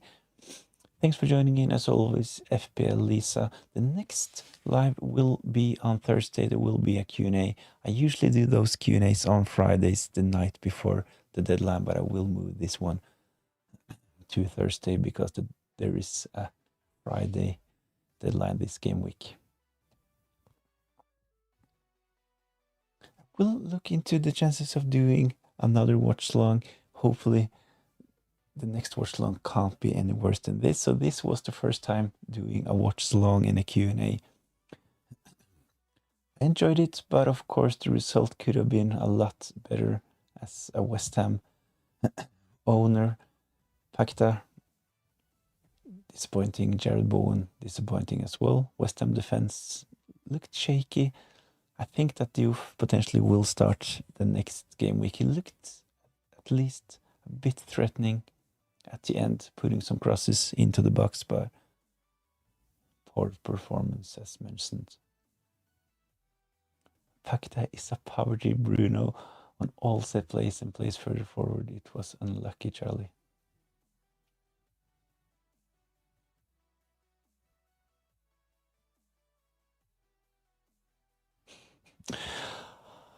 It looked so good on paper. I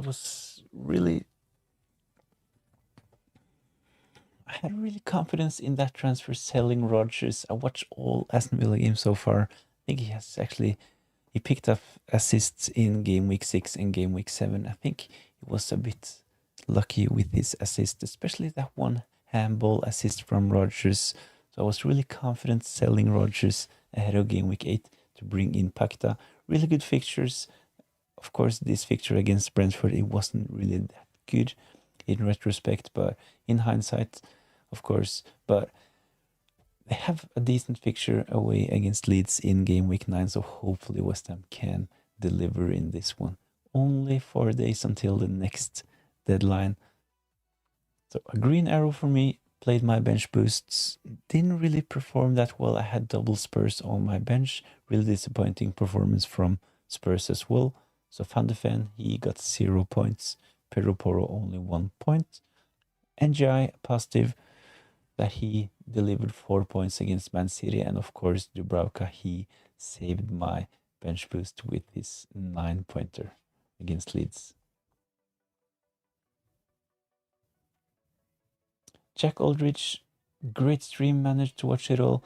Really, really grateful for all of you guys who joined this stream. It was a first for me doing a Q&A and a watch along, but I will be back on Thursday for the Q&A. I just mentioned that I will move the Q&A from Friday to Thursday because of the Friday deadline. So there will be a Q&A Thursday and a deadline stream on Friday as well. Not sure if there will be a watch long. Not sure if I will be confident enough to put on another live watch long after this horrible performance from West Ham, but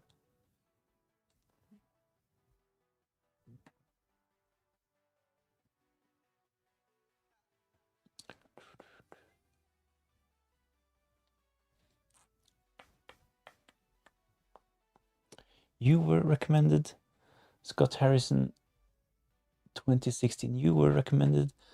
Really grateful for the recommendation. You were recommended in our group chat. So is this a group chat on X or maybe Instagram? Scott Harrison, love the content. Keep it up. Thanks, really appreciate it. Sam Kemet, have a wonderful evening. Thanks for joining in, Sam. Really appreciate it. I tried. This is a first for me doing a Q&A and a watch long. The result could have been a lot better, of course. Looked good on paper, the fixture for West Ham at home. Monday Night Football against Brentford, one of the worst defensive teams so far. But yeah, we know the result, 2-0 to Brentford. They actually should have scored a couple of more goals. They had a goal disallowed by VAR as well. So Jack Aldrich is the group chat owner.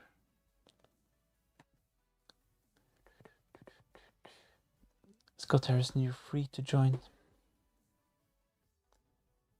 Yeah, that would be interesting. So I've seen some of those names on X earlier. I think I follow a couple of you guys. FPL Thomas, Jack Aldrich. I think we may follow each other on X.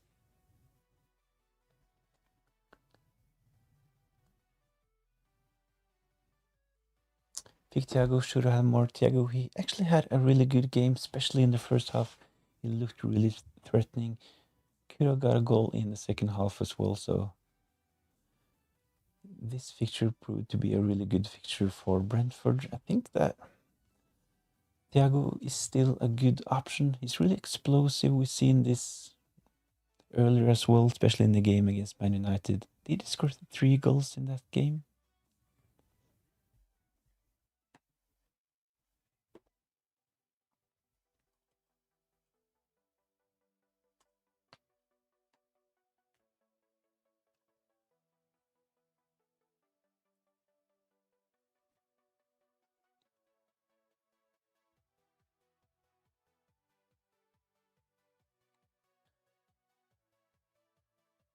The time zones are an hour ahead. Where are you from? Yeah, it's a bit later for me. I guess Sweden. Really, really close.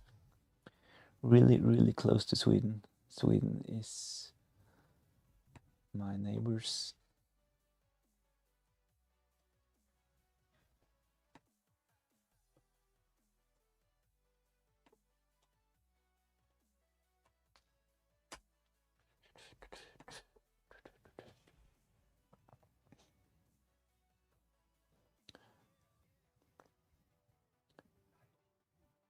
So I'm 1 hour ahead. It's getting kind of late. I have to record another video as well, but Sam Kemet.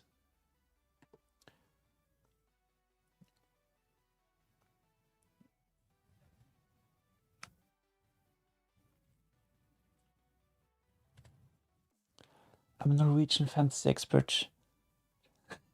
To be honest, of course I guess the news from the Norwegian league, but I'm not really paying that much attention to the Norwegian league. I'm spending a lot more time on English football, to be honest. I don't really have any favorite teams from Norway, but I've been to a couple of Vålerenga games this season. We have a great atmosphere at their stadium in Tilty. I haven't really played the Norwegian fantasy game for like 5-6 years, I think.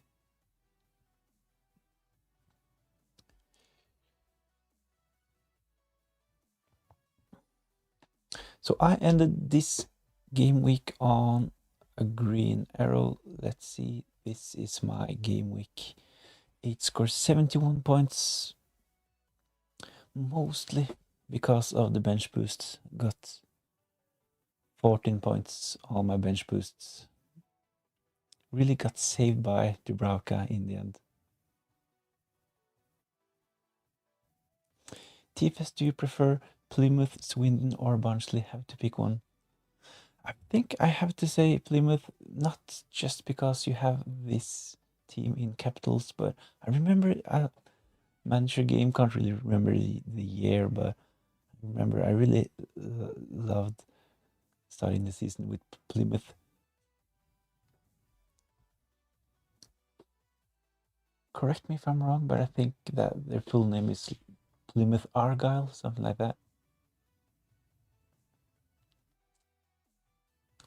Plymouth Argyle.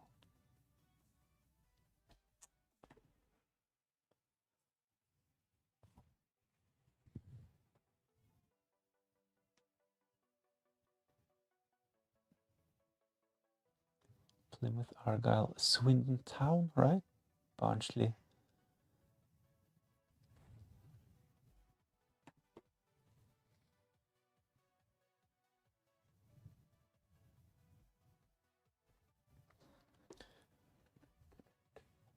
No, Barnsley. At the moment, FPL is the only like fantasy game I'm playing at the moment. I know that a lot of FPL managers are also playing the Norwegian fantasy, but I'm spending most of my time on FPL. I usually do the Euros and World Cup fantasy games as well. I did actually pay close attention to the Club World Cup this summer. I think it was quite fun. I know that a lot of FPL managers following the Premier League like took a break this summer, didn't really pay that much attention to the Club World Cup, but I didn't really have that high expectations for the Club World Cup, but I think that in the end, that competition was actually pretty decent. I play fantasy EFL. Yeah, I've seen a lot of EFL fantasy stuff on Twitter as well, and I know that there are a couple of YouTubers that make great content about fantasy EFL as well. Free hit every week. Yeah, kind of another format. I think that's probably interesting. You should try fantasy EFL. Yeah, I've had a couple of other players saying that as well. Try EFL. I would have to do a lot of research though to get some information about the championship. I won $50 in MLS Fantasy this season. Really? MLS Fantasy? I've actually got a mail yesterday about another fantasy game. Can't really remember what it's called, but I'll check. I'm not sure if you have any experience with this game. I'll write it in the chat as well. Futium? Futium?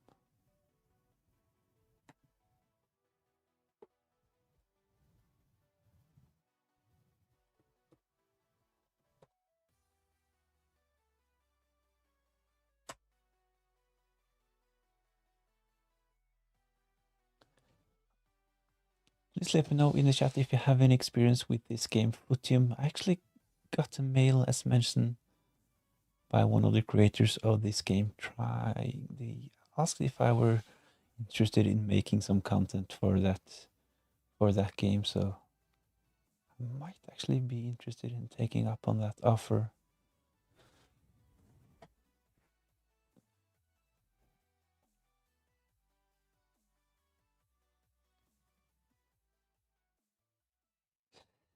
Jack may know he's addicted to games. What game are we discussing? Yes, mate, heard that. What game are we discussing? I just asked if anyone have any experience with the game called Futium. May play next season. May look into Futium, set up an account and see what it's all about. So they had like I think it was a 1 year anniversary here the other day, so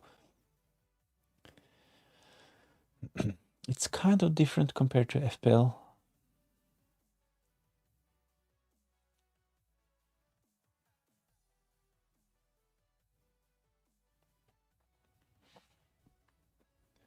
I haven't really had the time to read the rules and stuff like that. But from what I saw, it sounded like a really interesting format. So,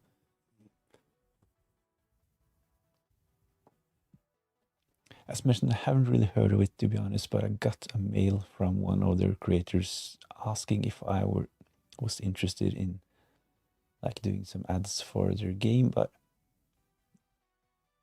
I would like to at least know what the game is all about before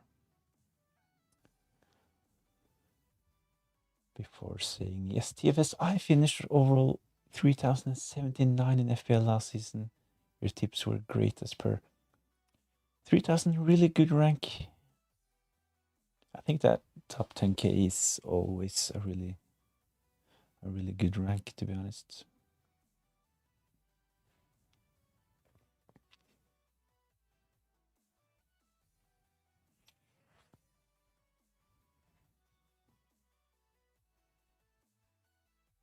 I haven't really spent that much time on X last, like, probably the last year, I think. Spent a bit more time trying to get a bit better on this YouTube content thing. So I've been trying to at least put on one team selection video, and I actually managed to do this all last season, and trying to do a regular Q&A the night before the deadline. And I'm actually tried this season to put up some wildcard and free hit tips as well. And those videos, they tend to get a lot of views as well, so it's good for the watch time on this channel. My little soda pop.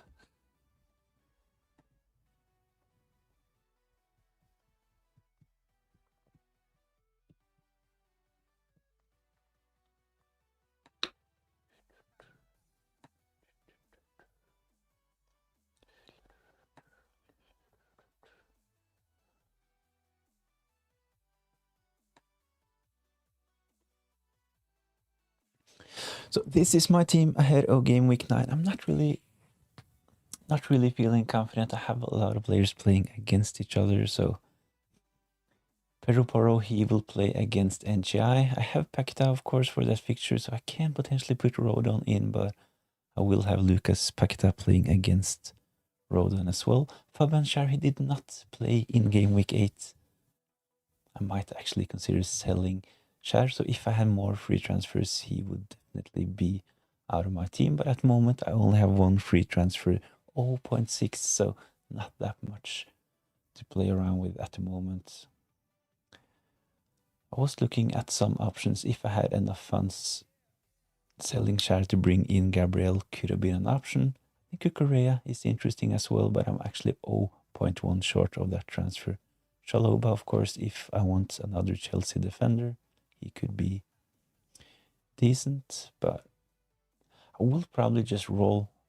If we don't get any injury news, I will probably just roll. I have a decent player on my first bench in Ismail Assar. Tough fixture, of course, but he can deliver against anyone. I think Crystal Palace have looked good so far this season.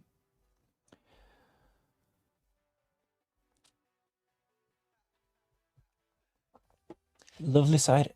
I think it's decent. It could have been a bit better. I have, as mentioned, a couple of players playing against each other, so I'm not really usually a fan of this. So I will have to start NGI playing against Pedro Porro, and one of them will most probably cancel each other out. So if Pedro Porro keeps a clean sheet, this means that NGI will blank, and if NGI does something, this almost certainly means that Pedro Porro will blank. Of course, he can get an attacking return, but Pedro Porro, he has been really disappointing, to be honest. He's done well a couple of game weeks, but I was expecting a bit more from Pedro Porro, especially going forward. So after the inclusion of Xavi Simons and after his transfer to Spurs, he has been their set piece takers of corners, free kicks, stuff like that. Pedro Porro in preseason, he took most of those, but haven't really seen much of this so far. Mbumo, what a start to the Man United Liverpool game, watching Mbumo scoring in the first minute. I was actually hoping for something more from Mbumo. But 9 points in game week 8, I take that all day long. I watched the Everton against Man City game as well. Really impressed by NGI. He did not deliver any attacking returns, but he picked up defensive contributions. He really passes the eye test at the moment. I watched the Aston Villa against Everton game in game week 6 as well. NGI, he did not look great, but against Man City, he actually looked really, really good. So I'm really expecting NGI to do well against Spurs in game week 9. Really looking forward to that game. I will have 3 players involved and Van de Ven on the bench as well. So Everton against Spurs will be a really, really interesting game for me in game week 9. Good night, TFS. See you later. Keep up your hard work, mate. Smashing it. Good night, TFS. Thanks for joining in, guys. Thanks for joining in, and hopefully I'll see you some other time. I'm logging off as well, so